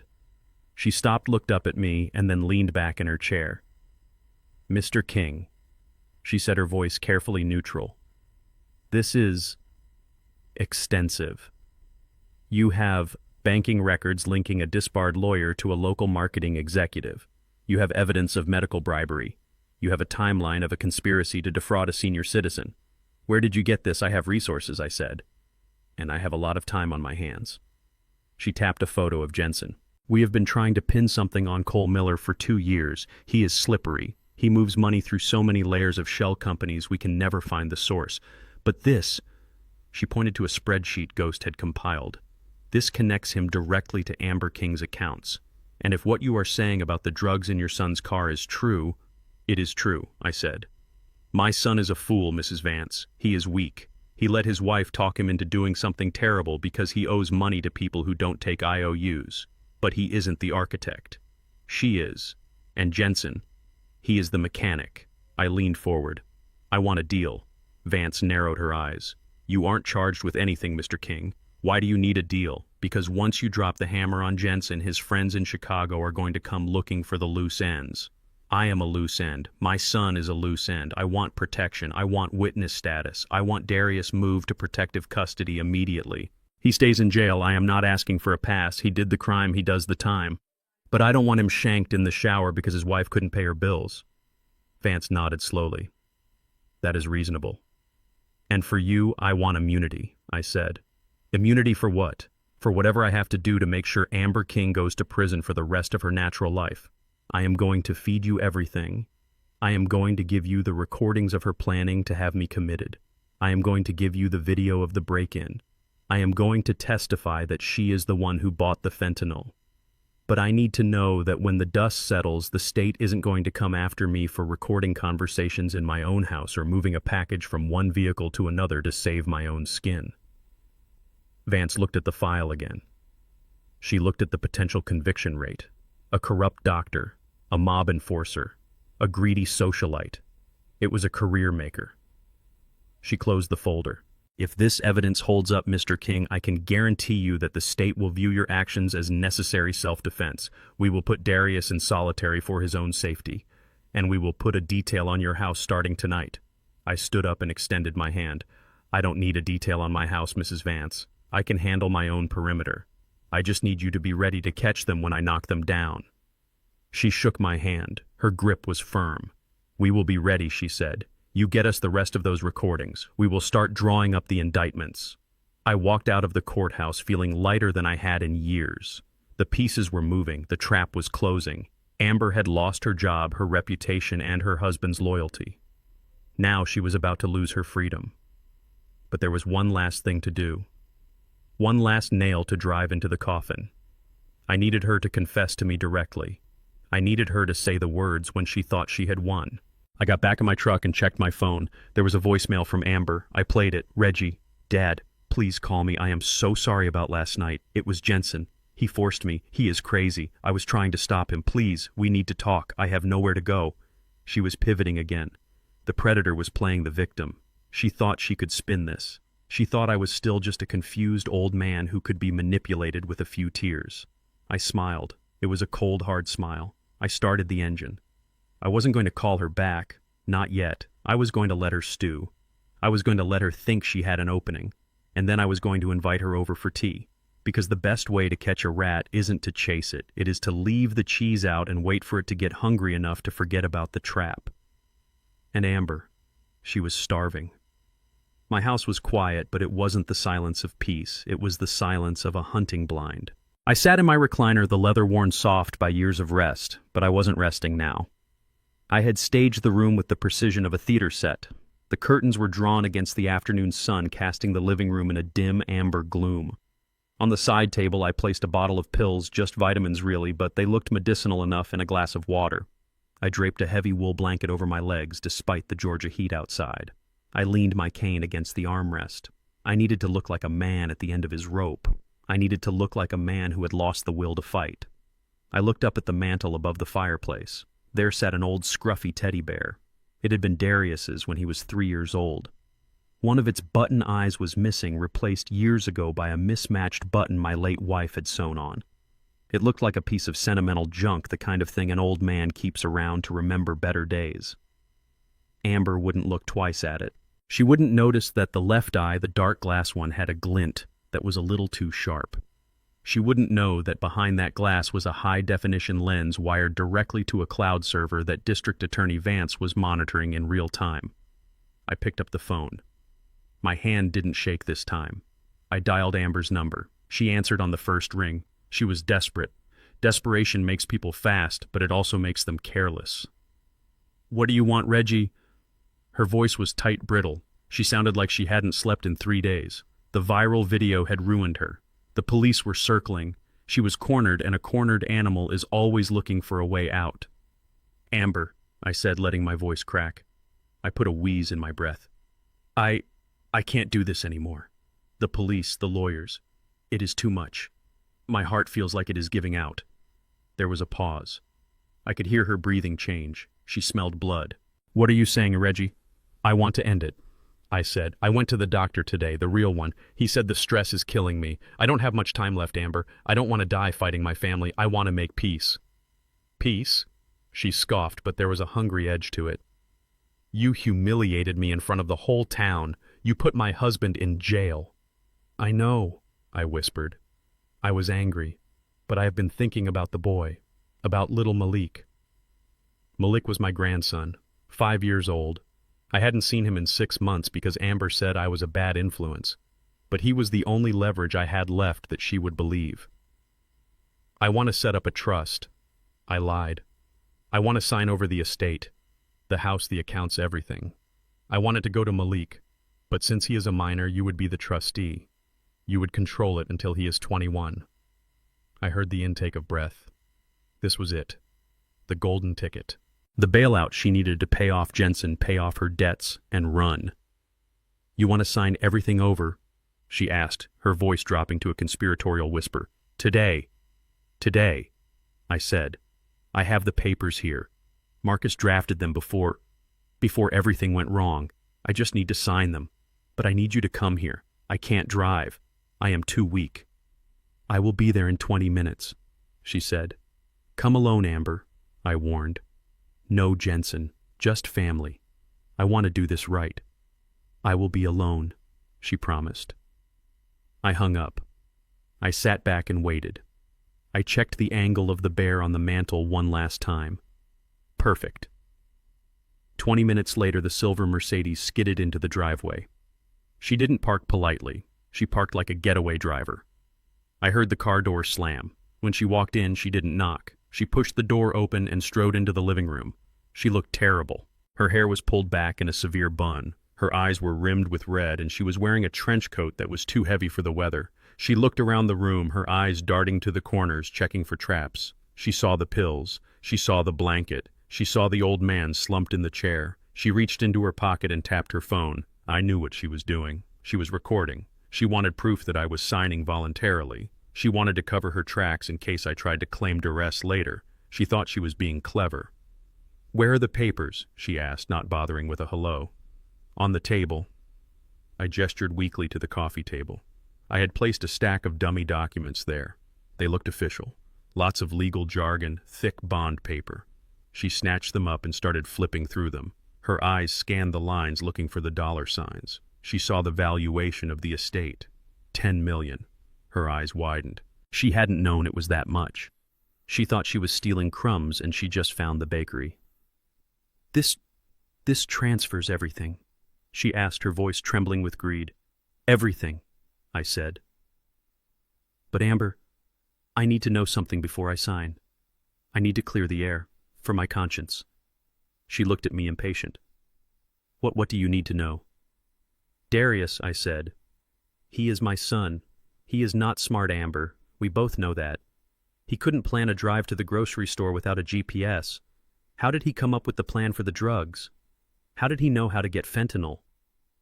Amber laughed. It was a harsh, ugly sound. She put the papers down and walked over to me. She loomed over the chair, feeling powerful. She thought she had won. She thought the old man was defeated and she was just moments away from the jackpot. "Darius," she sneered. "Darius is a useless idiot. He didn't come up with anything. He was crying in the bathroom the morning we did it. He was scared you would catch him." "So it was you?" I asked softly. "You told him to put it in my truck." "I did more than tell him, Reggie," she said, leaning down, her face inches from mine. "I bought the package. I met the contact in Atlanta. I wrapped it. I drew the map on where to tape it so the dogs would find it, but you wouldn't. Darius was just the delivery boy. He was shaking so bad I thought he was going to drop it in the driveway." "Why?" I asked. "Why do it to me? I never hurt you." "Because you were in the way," she shouted. "You were sitting on this fortune, driving that stupid truck, living like a peasant while we were drowning in debt. You wouldn't die, Reggie. You just kept living. And I needed the money now. Jensen needed his money. The plan was perfect. You go to prison for trafficking, the state seizes the assets I file for hardship as the innocent daughter-in-law and take control of the estate to manage it. It was brilliant." "So Darius is innocent?" I asked. "He just did what he was told." "He is guilty of being a coward," she spat. "That stupid husband of mine only knows how to follow orders. He would have done anything I said. He thought he was saving our marriage. He didn't know he was just buying me a ticket out of here." I nodded slowly. "So you set him up too? You knew he might get caught." "I counted on it," she said, smiling cruelly. "If he got caught, he takes the fall. If you got caught, you take the fall. Either way, I win. I get the house, I get the money, and I get rid of the king men. You are both useless to me now." She straightened up and pointed to the pen on the table. "Enough talking, old man. Sign the papers. You said you wanted to make peace. This is peace. You give me the money and I promise I won't put you in the worst nursing home. I will find one with a window." I looked at her. I looked at the greed that had consumed her humanity. She had confessed to everything. Conspiracy, drug trafficking, fraud. And she had done it while mocking the son I loved. I sat up straight. I pushed the blanket off my legs. I picked up the glass of water and took a long, slow sip. My hand was steady as a rock. "You know, Amber," I said, my voice dropping the wheeze, returning to the deep baritone that used to command a fleet of 50 drivers. "There is one thing you forgot about the Kingmen." She frowned, confused by the sudden change in my demeanor. "What?" "We don't sign deals with terrorists," I said. Amber's eyes narrowed. "What are you talking about? Sign the damn paper." "I am not signing anything," I said, standing up. I towered over her. "And those papers, they are trash, just blank forms from the internet." "You lied to me," she screeched. "You tricked me." "I learned from the best," I said, "but I have one advantage you don't have." "What is that?" she hissed, reaching into her purse, probably for the gun she had started carrying since the break-in video went viral. "I know when I am being watched," I said. I raised my hand and pointed a calloused finger directly at the mantel, at the scruffy, one-eyed teddy bear that had watched Darius grow up. "Say thank you to the nice district attorney, Amber," I said. "She is watching you live right now, and I think that recording you have in your pocket isn't going to help you much when the state has a 4K video of you confessing to masterminding a federal drug crime." Amber froze. She looked at the bear. She looked at the glass eye. She saw the faint red glimmer of the recording light deep inside the lens. Her face went the color of ash. She realized the trap hadn't been the papers. The trap was the conversation. The trap was her own arrogance. "No," she whispered. "No, you didn't." "I did," I said. "And the police are already at the end of the driveway. I told them to wait until you said the part about Darius being the delivery boy. I wanted to make sure my son had a defense attorney's dream on tape." Amber backed away, stumbling over her own feet. "You old bastard, you ruined me." "You ruined yourself, honey," I said, picking up my cane, not for support, but as a weapon if she tried anything. I just turned on the lights. Sirens wailed in the distance, getting louder by the second. Blue lights flashed through the sheer curtains, painting the room in the colors of justice. Amber looked at the door, then at me. She looked like she was going to run, but she knew there was nowhere to go. She slumped against the wall, sliding down until she hit the floor, her expensive coat billowing around her like a shroud. "Thank you, daughter-in-law," I said, looking down at her. "You finally gave me exactly what I wanted." I walked over to the door and opened it for the officers. The air outside smelled fresh. The storm was over. Now it was time to clean up the debris. The Superior Court of Fulton County is a building designed to make you feel small. Marble columns, high ceilings, and the echo of footsteps that sounds like the ticking of a clock counting down the rest of your life. I walked in wearing my Sunday best, the navy wool suit that I hadn't worn since my wife's funeral. I didn't sit in the front row. I sat in the back in the shadows leaning on my cane, not because I needed it, but because it made people look away. I wasn't there as a father. I was there as a witness to an execution. Darius sat at the defense table. He looked like a ghost of the man who used to strut around my driveway. The orange jumpsuit hung off his shoulders, and his skin had that gray, pasty look of a man who hasn't seen the sun or eaten a decent meal in weeks. He was shaking. His leg was bouncing under the table, a nervous rhythm I recognized from when he was a boy, waiting for me to check his report card. He was facing 20 years. Mandatory minimums for trafficking that amount of fentanyl are no joke in Georgia. 20 years is a life sentence when you are soft. And then there was Amber. She walked in like she was attending a funeral for a husband who was still breathing. She wore a modest cream-colored dress, a string of pearls, and just enough makeup to look pale and sympathetic. She dabbed at her dry eyes with a tissue. She sat in the gallery 3 rows behind the prosecution, positioning herself as the tragic, long-suffering wife who had been deceived by a criminal husband. She looked at the jury when they walked in. She gave them a sad, brave smile. She was working the room. She thought she was safe. She thought the video from the break-in was just internet gossip, inadmissible, irrelevant to the drug charges. She thought she had weathered the storm. She didn't look at me. She knew I was there. I could feel the tension in her neck muscles from 40 feet away, but she refused to turn her head. The prosecutor was a young guy hungry, looking for a conviction to pin on his wall. He laid it out simple and cold. Darius King was caught with 200 grams of fentanyl. He was driving the car. It was his property, open and shut. Then it was time for the defense. The courtroom door opened and Marcus Thorne walked in. He didn't just walk, he glided. He was wearing a charcoal 3-piece suit that fit him like armor. He carried a briefcase that looked heavy enough to hold gold bars. A ripple went through the room. Everyone knew Marcus. He didn't take drug cases, he took corporate wars, he took impossible odds. Amber turned around then. Her eyes widened. She saw Marcus sit down next to Darius. She saw Marcus pat Darius on the shoulder. She realized for the first time that her husband wasn't being defended by a public defender who was overworked and underpaid. He was being defended by the shark I had paid for. Darius looked at Marcus confused. He looked back at me. I gave him a single slow nod. He understood. I wasn't saving him from the consequences of his actions, but I wasn't letting him go down alone. Marcus stood up. He didn't do an opening statement. He reserved his time. He waited. He let the prosecution call the arresting officer. He let them establish the facts of the stop. He let them paint Darius as a nervous wreck who confessed to the drugs being in his car. Marcus didn't object. He let the rope play out. Then the prosecution called their star character witness. They called Amber King. She walked to the stand, her heels clicking softly on the floor. She swore on the Bible. She sat down and looked at the jury with big, watery eyes. Mrs. King, the prosecutor, asked gently, "Did you have any knowledge of your husband's involvement with narcotics?" "No," she whispered, her voice trembling perfectly. "Darius. He has been distant lately. He was spending money we didn't have. He told me he was investing in a startup. I had no idea he was moving drugs. I am devastated. I tried to get him help. I tried to get him to talk to his father, but Reggie is struggling with his memory. Darius took advantage of that. She was good. She was weaving the lie into the record, painting herself as the victim and Darius as the villain who exploited a senile old man. She was burying him to save herself. Darius stared at her. His mouth hung open. He couldn't believe it. He was seeing the woman he sold his soul for, and she was tightening the noose around his neck. Then it was Marcus's turn. He stood up. He buttoned his jacket. He walked toward the witness stand. He didn't smile. He looked at her like a biologist looks at a bug under a microscope. "Mrs. King," Marcus said, his voice deep and smooth. "You say you had no knowledge of the drugs. You say you were a victim of your husband's deception." "Yes," she said, dabbing her eyes. "And you say my client, your husband, took advantage of his father's declining mental state?" "Yes." "It broke my heart."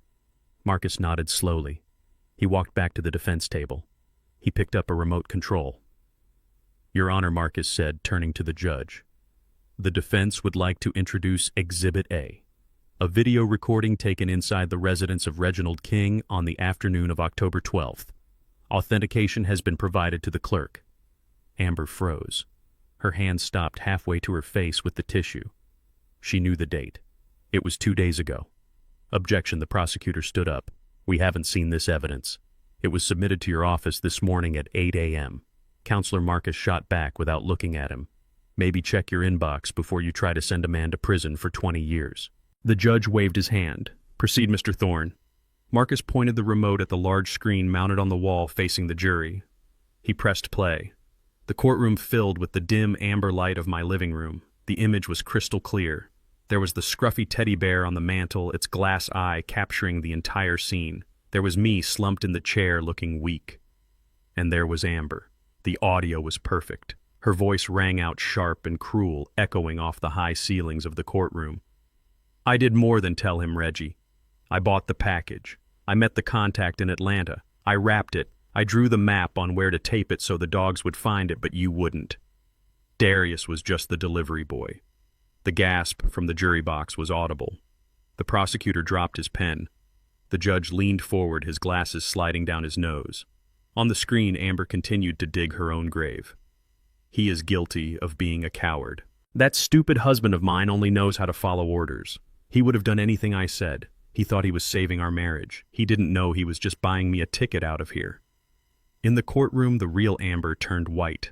Not pale, white, like the blood had simply ceased to exist in her veins. She gripped the railing of the witness box so hard her knuckles looked like they were going to burst through the skin. She looked at the screen, then at Marcus, then at me. She saw me in the back row. I wasn't hiding anymore. I was looking right at her. I touched the brim of my hat. On the screen, the video, Amber laughed. If he got caught, he takes the fall.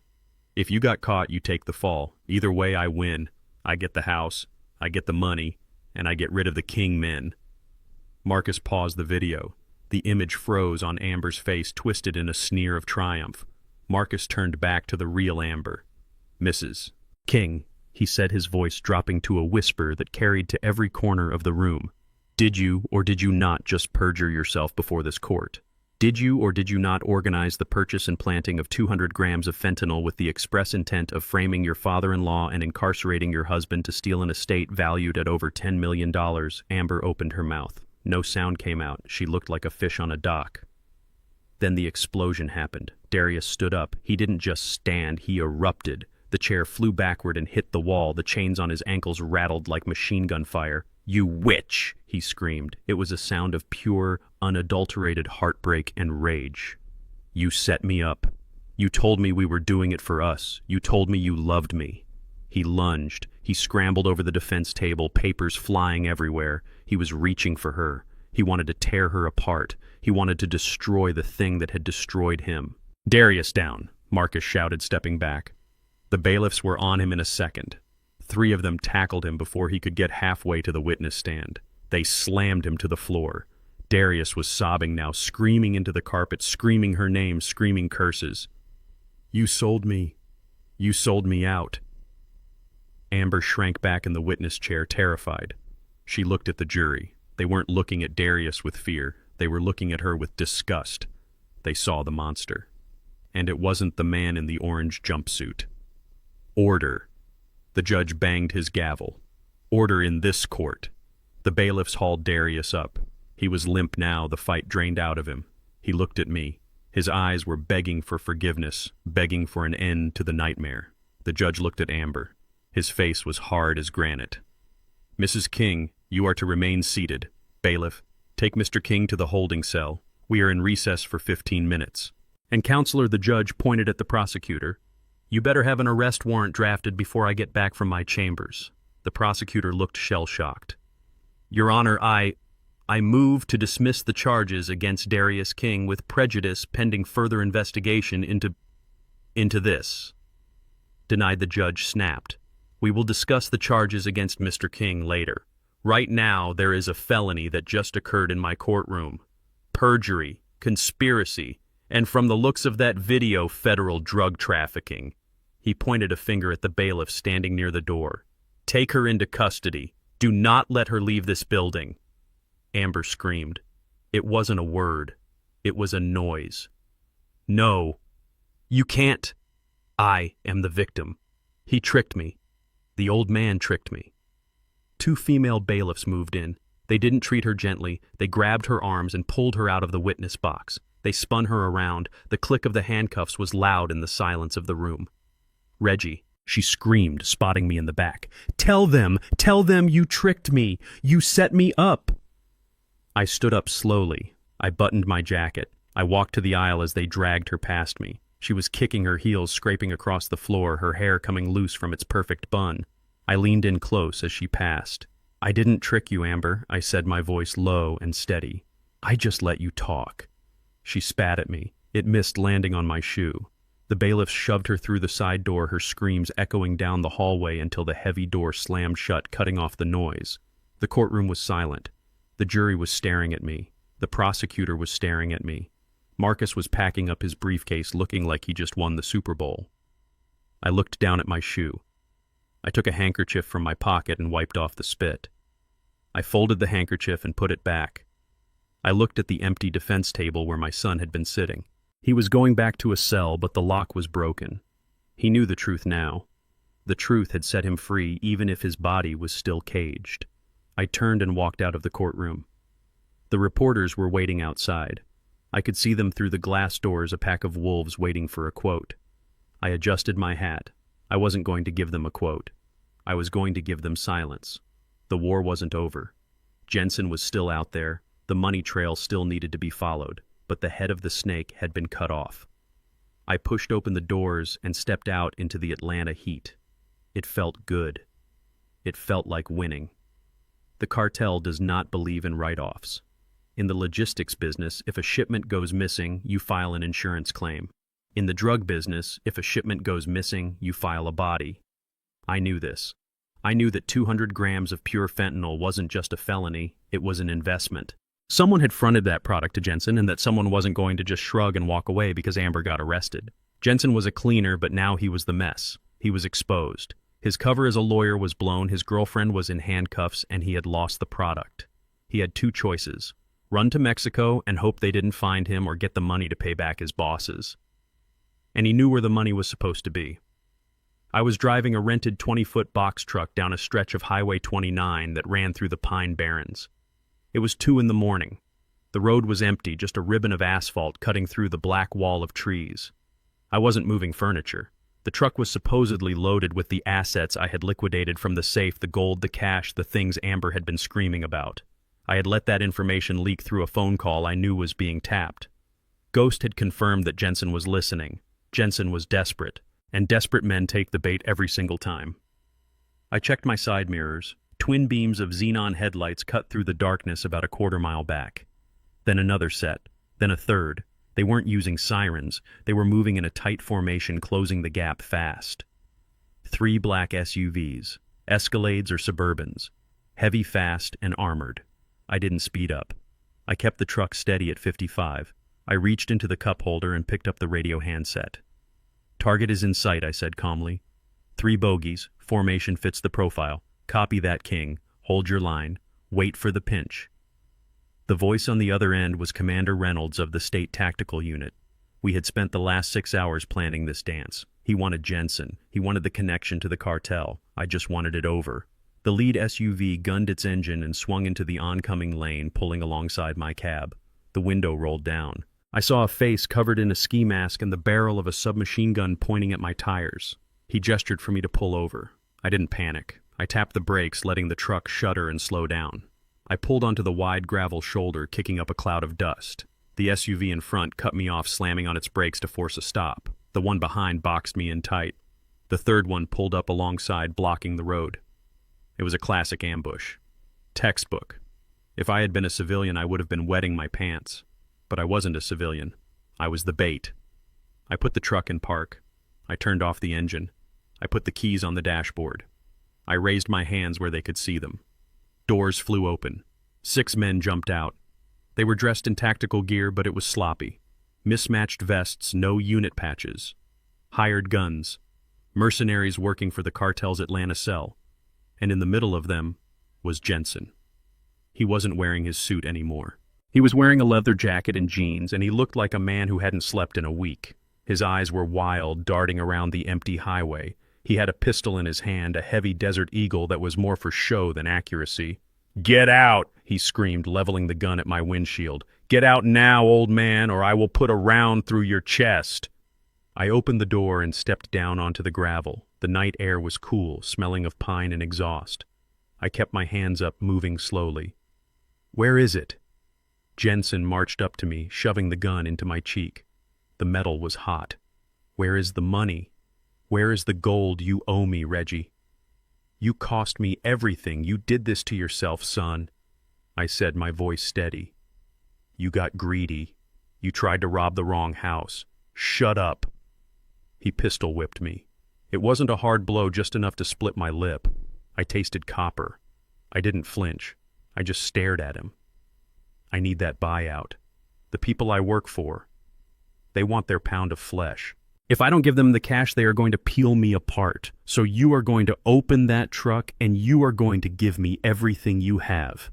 And if I don't," I asked, "then I kill you right here," he said, his finger tightening on the trigger. "I kill you. I blow the lock and I take it anyway. Nobody is coming to save you, Reggie. Your son is in jail. Your lawyer is asleep. You are alone." I looked at the 6 gunmen surrounding us. They were tense, watching the woods, watching the road. They knew this was high risk. They wanted to get in and get out. "You want what is in the truck?" I asked. "Open it," Jensen snarled. I walked to the back of the box truck. Jensen followed me, keeping the gun pressed to the base of my skull. The other men fanned out, weapons raised, covering the perimeter. I reached for the latch on the roll-up door. "It is heavy," I said. "I might need a hand." "Just open it," Jensen shouted. I grabbed the handle. I looked at the reflection and the shiny metal of the latch. I could see Jensen behind me. I could see the greed in his eyes. He thought he was seconds away from salvation. He thought inside that dark cargo hold lay millions of dollars in gold coins and cash. He thought he was going to buy his life back. I yanked the door upward. It rolled up with a loud metallic clatter that echoed in the silence of the night. Jensen stepped forward, flashlight beam cutting into the darkness of the cargo bay. "Surprise," I whispered. The inside of the truck wasn't filled with gold. It was filled with men. 12 SWAT operators in full heavy armor were kneeling in 2 rows, weapons raised, laser sights painting Jensen's chest with a dozen red dots. "Freeze, police." The shout was simultaneous, a wall of sound that hit Jensen like a physical blow. Flashbangs deployed. 2 canisters rolled out of the truck and exploded at Jensen's feet with a blinding white light and a concussive boom that shook the ground. I had already dropped to the gravel, covering my ears, rolling under the chassis of the truck as we had planned. Chaos erupted. The gunmen tried to return fire, but they were blinded and deafened. The SWAT team poured out of the back of the truck like a black tide. Suppressed rifle fire coughed into the night. Thwip, thwip, thwip. It was precise. It was controlled. Jensen screamed. He fired one wild shot into the air before a round took him in the shoulder, spinning him around. He dropped the gun. He dropped to his knees. The other gunmen didn't last long. 3 were on the ground, zip-tied within 10 seconds. 2 tried to run for the SUVs and were taken down by the perimeter team that had emerged from the woods. 1 foolish soul tried to raise his rifle and took 2 rounds to the vest, knocking the wind out of him. It was over in 45 seconds. "Cease fire! Cease fire!" Reynolds shouted. "Secure the targets." I crawled out from under the truck. My knees were dusty, my lip was bleeding, but I was standing. The highway was lit up now. Support vehicles that had been waiting a mile back came screaming in sirens, blaring floodlights, turning the scene into day. I watched as they dragged Jensen to a patrol car. He was bleeding, crying, begging. He saw me standing there. He looked at me with a mixture of hatred and absolute disbelief. "You set me up," he screamed as they shoved him into the back seat. "You old devil, you set me up." I didn't say anything. I just reached into my pocket and pulled out my pack of cigarettes. I hadn't smoked in 10 years, but tonight felt like a special occasion. I lit one, the flame of the lighter illuminating my face for a brief second. I took a deep drag, letting the smoke fill my lungs, calming the adrenaline spike. Commander Reynolds walked over. He had his helmet off, wiping sweat from his brow. "You okay, Reggie? That was a hell of a risk. He had a gun to your head." I exhaled a plume of gray smoke into the night air. "He never had a gun to my head, Commander. He had a gun to his own temple. He just didn't know I was the one pulling the trigger." Reynolds chuckled, shaking his head. "You are a crazy son of a gun, King. We got them all. Jensen, the shooters, the vehicles. This links the whole cell. The feds are going to be very happy with you." What about the package? I asked. We found it in the lead SUV, Reynolds said. They brought cash to pay you off if you negotiated, and they brought tools to cut you up if you didn't. They were ready for anything except a tactical team in a U-Haul. I nodded. I watched the paramedics patch up the wounded gunmen. I watched the tow trucks arriving to haul away the black SUVs. The cartel had made their move. They had sent their best cleaner. They had sent a hit squad. And they had lost. I took another drag of the cigarette. The tobacco tasted bitter, but the victory tasted sweet. This wasn't just about saving my life anymore. This was about cleaning the slate. Amber was gone. Darius was safe in jail. Jensen was broken. I flicked the cigarette butt onto the asphalt and crushed it with the heel of my boot. I am done here, I said to Reynolds. Can one of your boys give me a ride back to my truck? I have a house to put back together. Reynolds clapped me on the shoulder. Anytime, Reggie. Anytime. I walked toward the cruiser. The night was quiet again. The crickets started chirping, reclaiming their territory. The predators were caged. The old lion was still walking. And I had one more stop to make before this war was truly over. I had to go see the woman who started it all. I had to look Amber in the eye one last time, not as a victim, but as the man who signed her eviction notice from the free world. The collapse of an empire is usually loud. Buildings fall, cannons fire, people scream. But the collapse of Amber and Darius King was quiet.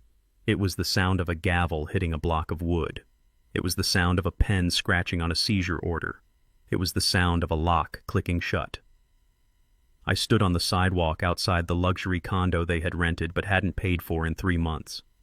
I watched the U.S. Marshals carry out the furniture, the white leather sofa where they had plotted to put me in a home, the 60-inch television where they watched reality shows while ignoring the reality of their own debt. It was all coming out piece by gaudy piece to be auctioned off to pay the creditors. The Mercedes was already gone, hooked up to a tow truck and dragged away like a dead beetle. Darius was in the county lockup awaiting transfer to a federal holding facility. He was facing 20 years, but the plea deal I had orchestrated for him might knock it down to 5 if he kept his mouth shut and testified against Jensen. He was broken. I had seen him once since the trial. He didn't have any fight left. He just cried and asked about his mother, a woman he hadn't thought about in a decade, until he needed comfort. But I wasn't here for Darius. I had one more stop to make. One more loose end to tie off before I could wash my hands of this filth.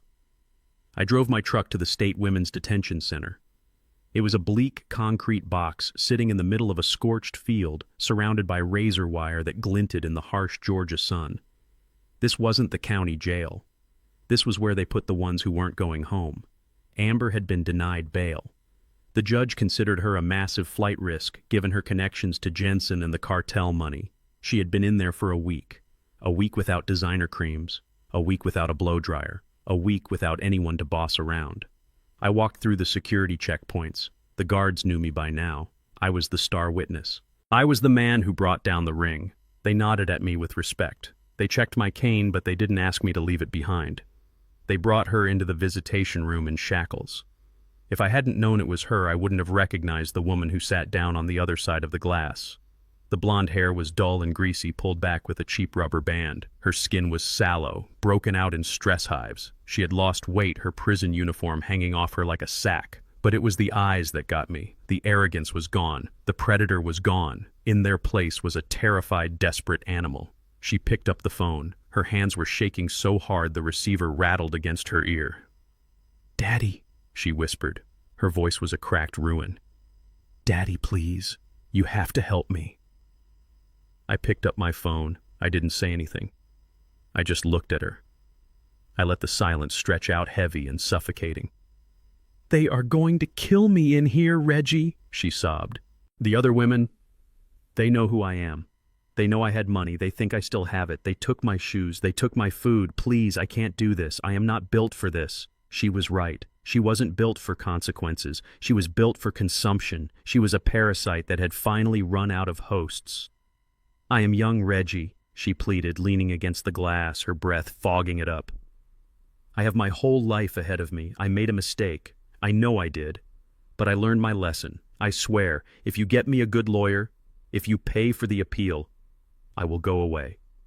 I will never bother you or Darius again. I will sign whatever you want. Just get me out of here. Please. You are a good man. You are a Christian man. You can't leave me in here to die." She was playing the only card she had left, pity. She thought that because I was old, because I went to church, because I had loved her once as a daughter-in-law, that I would have mercy. She thought my heart was soft. She forgot that the heart is a muscle, and muscles get hard when they have to carry a heavy load for too long. I leaned forward. I looked deep into those watery, terrified eyes. "I am a good man, Amber," I said. My voice was low, steady, the rumble of a storm that has already passed but left the ground soaked. "But I am not a fool, and I am not your father." She flinched. "You called me Daddy," I continued.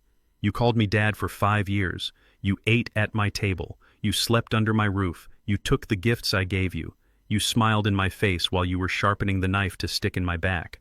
I was scared," she wailed. "I was desperate. Jensen threatened me." "Lies," I said. "Jensen didn't threaten you until you lost the money. You sought him out. You sought the doctor out. You were the architect, Amber. You drew the blueprints for my destruction. You looked at a man who treated you like blood, and you saw a piggy bank to be smashed." "Reggie, please." "Shut up," I snapped. The command was sharp enough to make her jump. "You aren't my daughter," I said, my voice cold as the grave. "You never were. You are a stranger who walked into my house and poisoned the air. You are a white devil who swallowed my son's soul." She stared at me, her mouth hanging open. She had never heard me speak like that. She had never seen the hate that I had buried deep under the manners and the patience. "You took a good boy, a weak boy, but a good one, and you turned him into a criminal," I said. "You fed his greed. You whispered entitlement into his ear until he couldn't hear his own conscience. You broke him, Amber. You took everything that was light in him and you snuffed it out because you wanted a new car and a vacation house." "That is not fair," she cried. "Darius is a grown man. He made his own choices. He made choices to please you," I said, "because he thought you were the prize. He didn't know you were the punishment." I reached into my jacket pocket. I pulled out a folded document.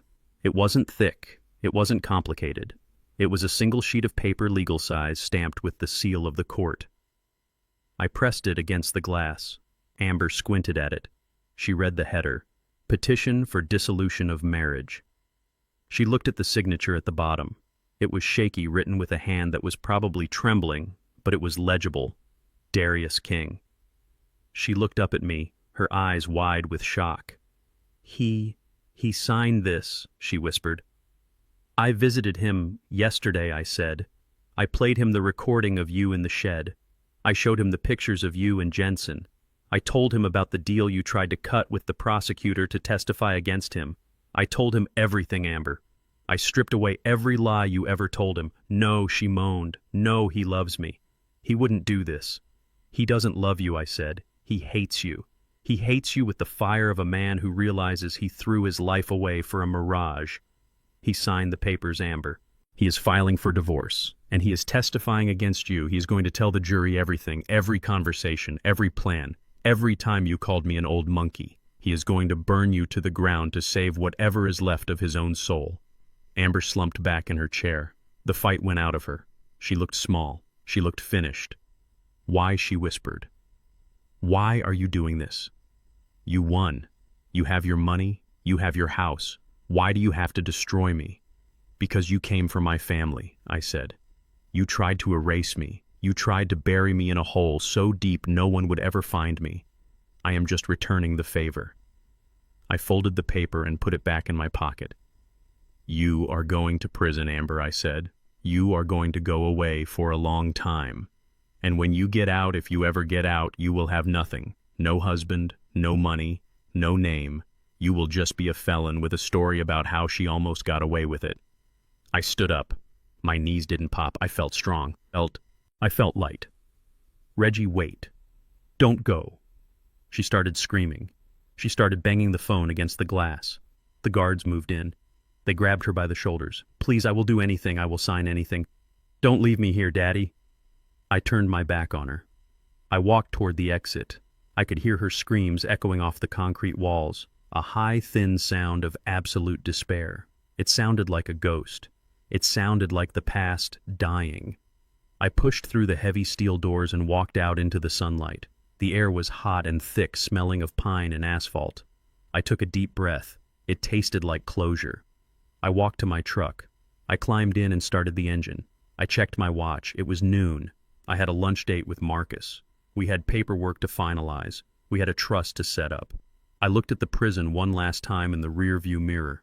It was just a building now, a warehouse for bad decisions. I put the truck in gear and drove away.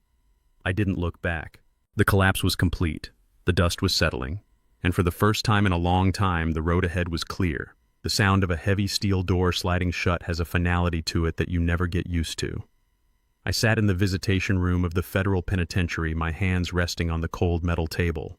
Darius sat across from me. He wasn't wearing the orange jumpsuit of the county jail anymore. He was wearing the beige uniform of a federal inmate. His hair was cut short, almost shaved to the scalp. He had lost 20 pounds. The softness was gone from his face, replaced by the hollow, haunted look of a man who knows he has lost the best years of his life. 5 years. That was the deal. Marcus Thorne had worked miracles. He had traded the evidence against Jensen, the testimony against Amber, and my own statement of leniency to get the prosecutor to drop the trafficking charge down to possession with intent, with a heavy mitigating factor of coercion. Darius wasn't going away for 20 years. He wasn't going to die in prison. But 5 years is a long time. 5 years is a lifetime when you are used to sleeping on Egyptian cotton and driving German cars. He wasn't screaming anymore. He wasn't blaming me. He was crying. Not the loud performative sobbing he did when he got arrested. This was a quiet, steady stream of tears leaking out of a broken soul. "Thank you, Dad," he whispered, wiping his nose with the back of his hand. "Marcus told me what you did. He told me you paid for the plea negotiation. He told me you asked the judge for mercy. I don't deserve it. I know I don't." I looked at him. I looked at the son I had raised, the man who had tried to bury me to pay for his mistakes. I didn't feel hate anymore. Hate takes energy.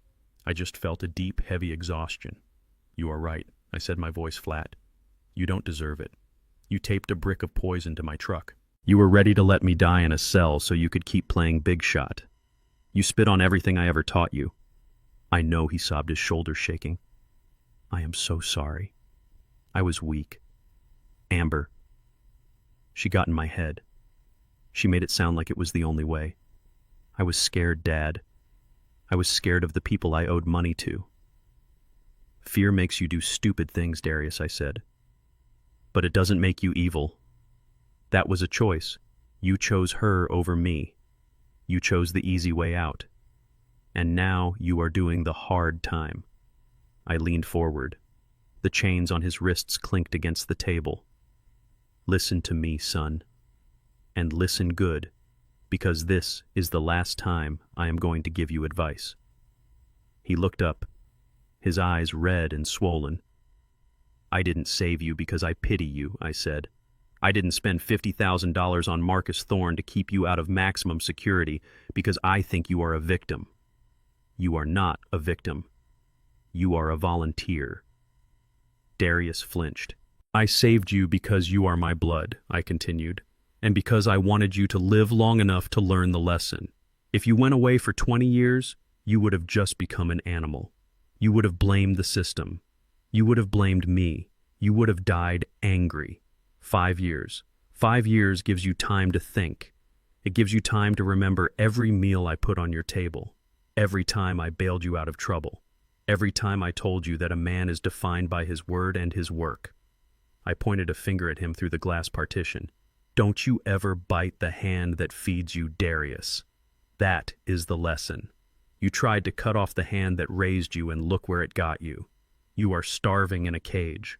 You let a woman who didn't love you convince you to kill the only person who did." He put his head in his hands and wept. I watched him for a minute. I didn't feel the urge to comfort him. That part of me, the father who kissed boo-boos and paid for tuition, was gone. It had died the day I found that envelope. "When you get out," I said, standing up, "don't come looking for the house. It won't be there. And don't come looking for a handout. You are going to start from zero. You are going to learn what it means to build something from the ground up, just like I did." "Dad, wait," he pleaded, looking up. "Where are you going? Will you visit me?" I adjusted my hat. "I don't know, Darius. I have some traveling to do. You do your time. Keep your head down. Keep your mouth shut.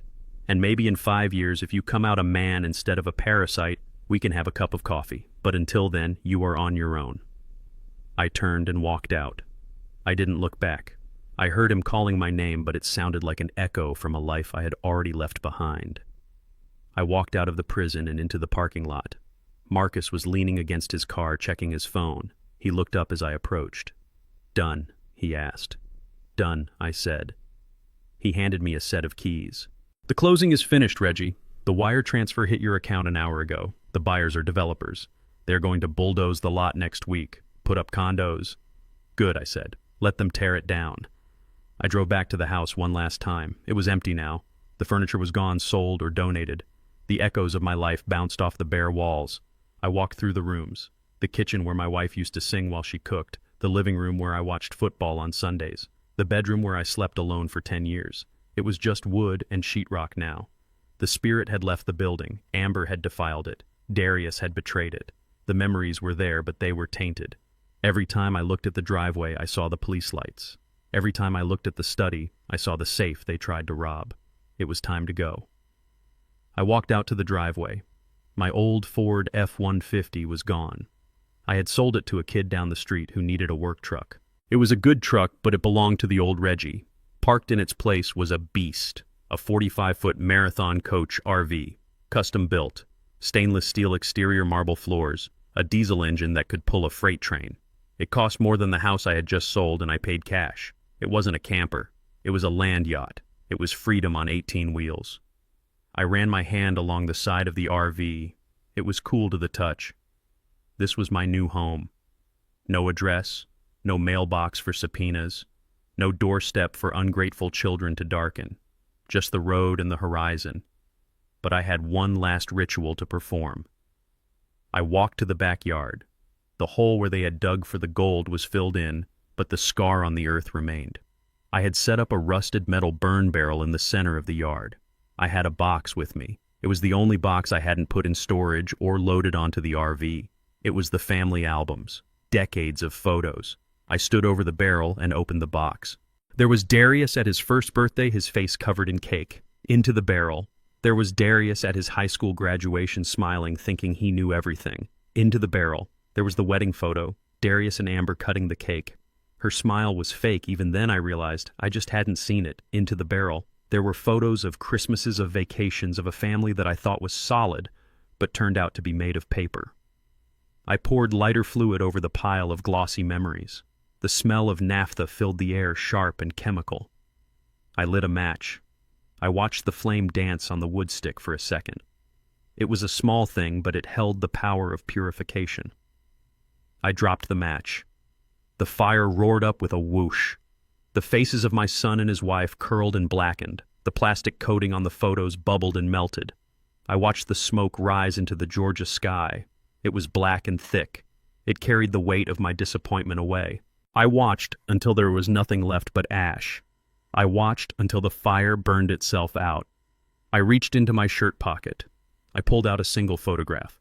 It was old, the edges worn soft. It was black and white. It was me and my wife Sarah on the day I came home from Vietnam. We were young. I was skinny in my uniform. She was beautiful, her hair done up, her smile capable of lighting up a trench. We had nothing then, just each other and a dream. I kissed the photo. "It is just us again, baby," I whispered. I put the photo back in my pocket right over my heart. I turned away from the burn barrel. I turned away from the empty house. I walked to the RV and climbed up the steps.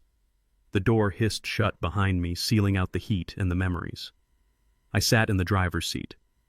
It was an air ride captain's chair, comfortable and commanding. The dashboard was lit up with digital gauges and GPS screens. I turned the key. The massive diesel engine rumbled to life beneath me. It was a deep, powerful sound.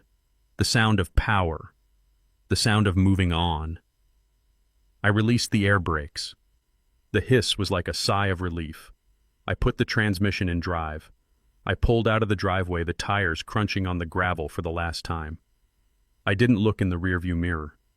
I knew what was back there. Ash and ghosts. I turned onto the county road heading west. The sun was setting, painting the sky in streaks of purple and gold. I had a full tank of fuel and $10 million in the bank. I had the open road. Reggie King was dead. The man driving the bus was just a traveler.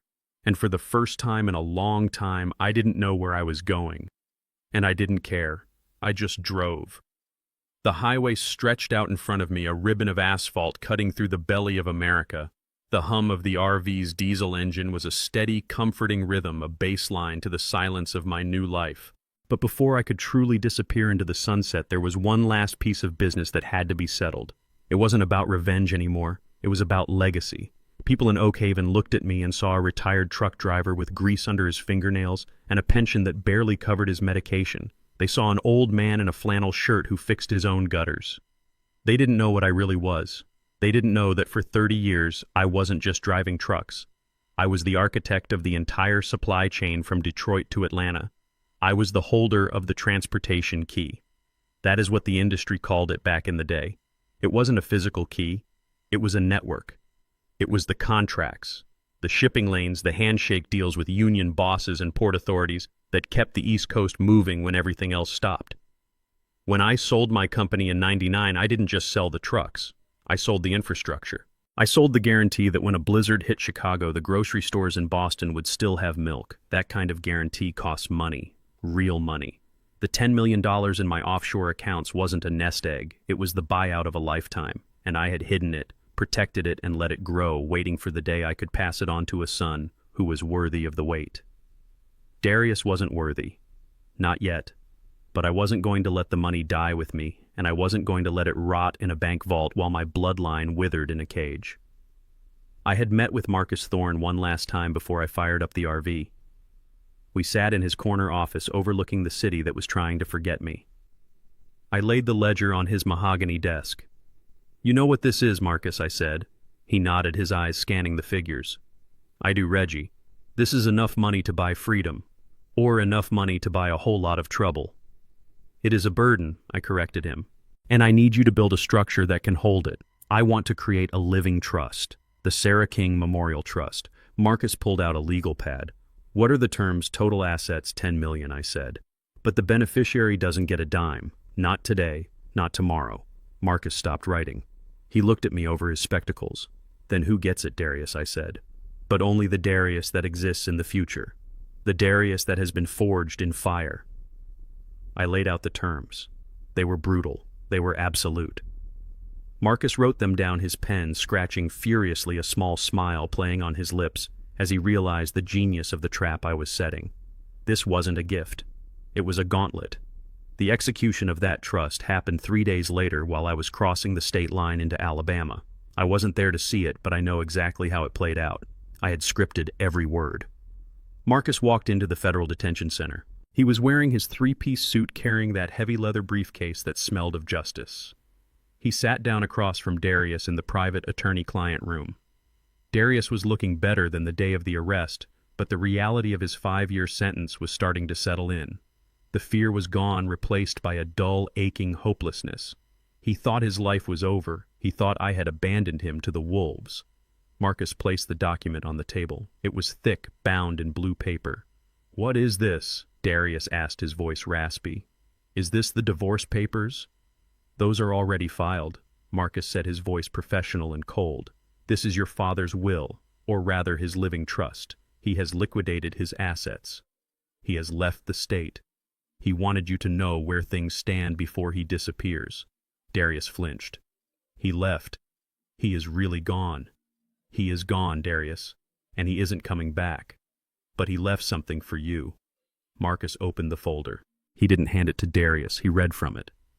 "The Sarah King Memorial Trust is funded with a principal amount of $10,400,000. Darius's jaw dropped. The air left the room. $10 million? Dad has $10 million. He does, Marcus confirmed. He was the transportation key. Darius. He ran the logistics for the entire eastern seaboard. He didn't just drive the trucks, he owned the road. And he hid it because he wanted you to make your own way. Darius put his head in his hands. He was crying again, but this time it wasn't fear. It was the crushing weight of realization. He had tried to steal a house worth 500 grand, tried to frame his father for a few $1,000s in drug debts while sitting on top of an empire he never bothered to ask about. He had tried to rob a bank vault by picking the lock on the janitor's closet. Marcus continued reading. The terms were specific. The beneficiary, Darius King, shall have no access to the principal amount, not now, not ever. The principal remains locked in high-yield bonds. Darius looked up confused. Then what is the point? The point is, the interest, Marcus said. The interest generates approximately $400,000 a year. That is a lot of money, Darius. That is a life-changing amount of money. So I get the interest, Darius asked, a glimmer of the old greed sparking in his eyes. Marcus held up a hand. Let me finish. You get the interest distributed in monthly stipends equivalent to the current federal minimum wage adjusted for inflation. Darius blinked. Minimum wage? Marcus nodded. But there are conditions. Preconditions. First, you must complete your full sentence of 5 years. No early parole for good behavior. You do the time, you pay the debt. Okay, Darius whispered. I can do that, Second Marcus said, leaning forward. Upon your release, you must maintain full-time employment for a period of 10 consecutive years, and not just any employment. The trust specifies manual labor, construction, sanitation, landscaping. You have to work with your hands. You have to sweat. You have to come home tired every single day. You have to submit pay stubs to the trustee every month. 10 years, Darius choked out. 10 years of manual labor. 10 years, Marcus said. If you miss a month, the clock resets. If you get fired for cause, the clock resets. If you try to borrow against the trust is dissolved. And if I do it, Darius asked, if I do the 10 years, then and only then, Marcus said, closing the folder, you get the monthly interest payments. Not the principal, just the interest. Enough to live comfortably, enough to buy a house, enough to send your own kids to college if you ever have any. But you will never be rich, Darius. You will never be a big shot. You will be a working man who has a safety net. And if I refuse, Darius asked, or if I fail? Marcus smiled. It wasn't a kind smile. If you fail to meet these conditions, or if you attempt to contest this trust in court, the entire principal sum of $10 million is immediately liquidated and donated to the disabled veterans of America in the name of Reginald King. The silence in the room was absolute. Darius stared at the blue folder. He was processing the magnitude of the trap. It wasn't a punishment. It was a blueprint. I had designed a life for him, a life he had refused to build for himself. I was forcing him to become the man I always wanted him to be, and I was using the money he coveted as the carrot to make him pull the cart. I wasn't giving him a handout. I was giving him a shovel. Darius looked at Marcus. He looked at the bars on the window, and then he started to laugh. It started as a low chuckle, then built into a shaking, tear-filled release. He laughed until he was gasping for air. He laughed because he finally understood. He is a crazy old bastard, Darius said, wiping his eyes. He is, Marcus agreed. But he is a crazy old bastard who loves you enough to make sure you don't die a bum. He is saving you from yourself, Darius. He knows that if he gave you this money today, you would be dead in a week. You would overdose, or the cartel would kill you for it. This trust, it is a shield. It keeps you poor enough to stay alive and hungry enough to become a man. Darius reached out and touched the folder. He ran his finger over the gold lettering of his mother's name. He kept the pictures, Darius whispered. He burned everything else, but he kept the picture of Mom. He did, Marcus said. Darius looked up. His eyes were clear. The red was gone. The fog of entitlement was lifting, burned away by the harsh light of reality. Tell him I accept, Darius said. Tell him I will pick up the shovel. I can't tell him anything, Marcus said, standing up and picking up the briefcase. He is gone, Darius. No phone, no address.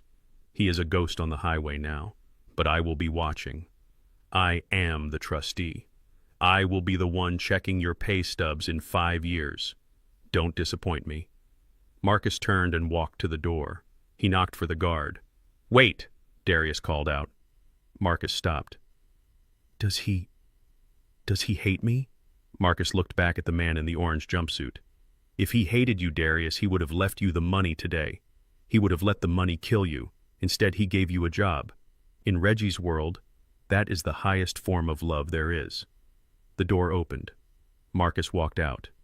Darius sat there alone in the room. He looked at his hands. They were soft, uncalloused, manicured. He made a fist. He looked at the knuckles. He had 5 years to think about it. And then he had 10 years to work for it. 15 years from now, he would be 50. He would be tired. His back would hurt. But he would be alive, and he would have earned his place in the world. I drove the RV into the setting sun, crossing the Mississippi River. I didn't need to be there to know he took the deal. I knew my son. I knew that deep down under the layers of amber poison and easy money, there was a king in there somewhere. It just needed to be dug out. I had done my job. I had protected the estate. I had cleaned the house. And I had saved my boy the only way I knew how, by taking everything away from him until he learned how to carry it. The road ahead was long. I had a lot of miles to cover. And for the first time in my life, I wasn't hauling cargo for anyone else. I was just driving. And that was enough. The diesel engine of the marathon coach hummed beneath me, a low, steady vibration that felt more like a heartbeat than a machine. It was a 45-foot beast of stainless steel and freedom, a land yacht that I had bought with cash, no questions asked. I sat in the captain's chair, the leather cool against my back, my hands resting lightly on the massive steering wheel. The dashboard was a constellation of digital gauges, GPS screens, and indicators, all glowing with a soft, reassuring green light. Everything was in the green. Fuel, oil pressure, air brakes, life. I looked out the panoramic windshield at the driveway that had been my entrance and exit for 20 years. The gravel was the same. The mailbox was the same, leaning slightly to the left where I had backed into it years ago. But the house standing at the end of that driveway was different. It was just a shell now. The furniture was gone. The pictures were burned. The secrets were dug up and scattered. It was no longer a home. It was just a piece of real estate waiting for a bulldozer. I released the air brakes. The hiss was sharp and final, like the house exhaling for the last time. I put the transmission into drive. The massive vehicle lurched forward, heavy but graceful. I rolled down the driveway, the tires crunching over the stones. I didn't look back at the burn barrel in the backyard where the faces of my son and his wife had turned to ash. I didn't look back at the porch where I had sat drinking tea while Darius taped a felony to my truck. That life was in the rearview mirror, getting smaller with every revolution of the wheels. I turned onto the county road, heading west. The sun was beginning its slow descent, painting the Georgia sky in bruised purples and fiery oranges.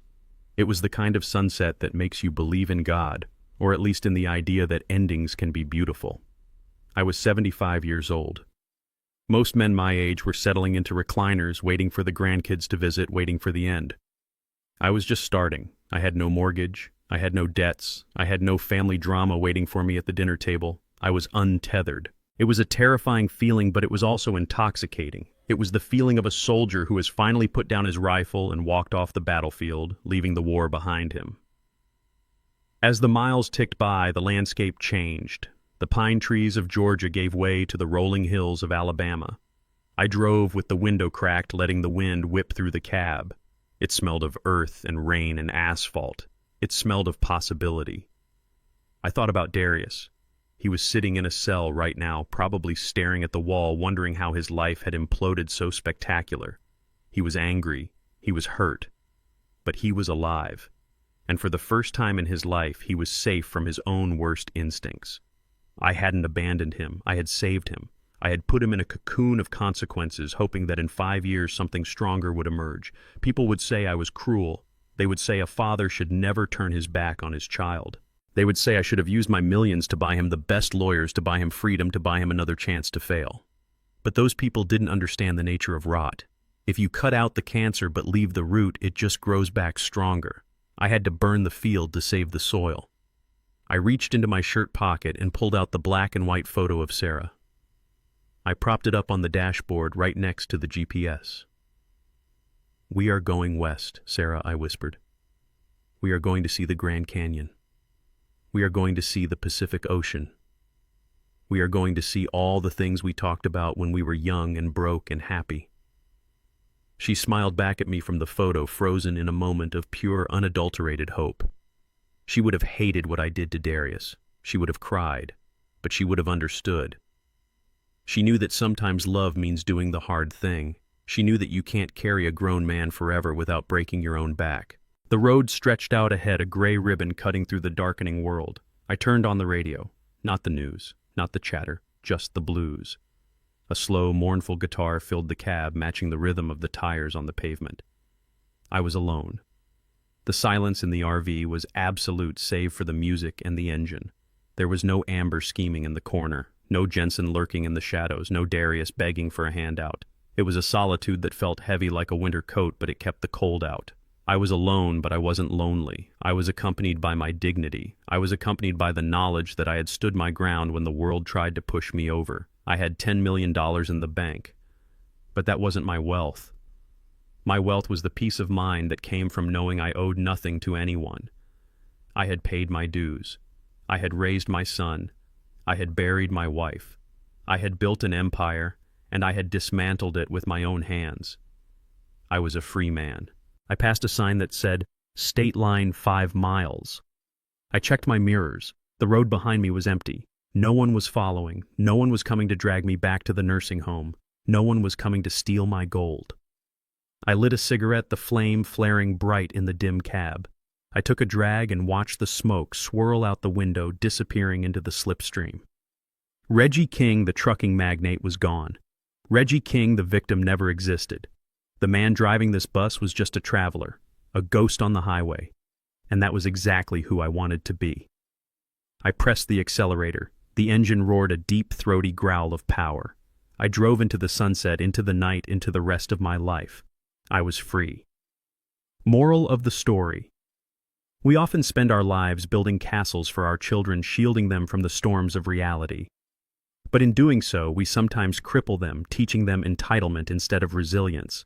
True love isn't about giving endlessly. It's about knowing when to stop giving to save their souls. Betrayal from one's own blood is the deepest cut, but it is also the sharpest wake-up call. Dignity has no price tag, and sometimes you have to burn the bridge to stop the enemy from crossing, even if that enemy shares your last name. Peace is the only wealth that matters in the end. We spend our lives building shelters for those we love, hoping to protect them from the rain. But sometimes that shelter becomes a cage of entitlement. I learned the hard way that true love isn't about enabling weakness. It's about forcing strength. When my own blood tried to bury me, I didn't just survive. I redefined what family means. Loyalty isn't inherited, it's earned. And dignity. That's the one asset you can never transfer. In the end, the most valuable thing I own isn't the millions in the bank, it's the peace of knowing I stood tall when it mattered most. If you enjoyed this story of justice and resilience, please hit that like button and subscribe to the channel for more stories like this. And tell me in the comments, do you think I was too hard on Darius, or did he get exactly what he deserved? I'll be reading your answers.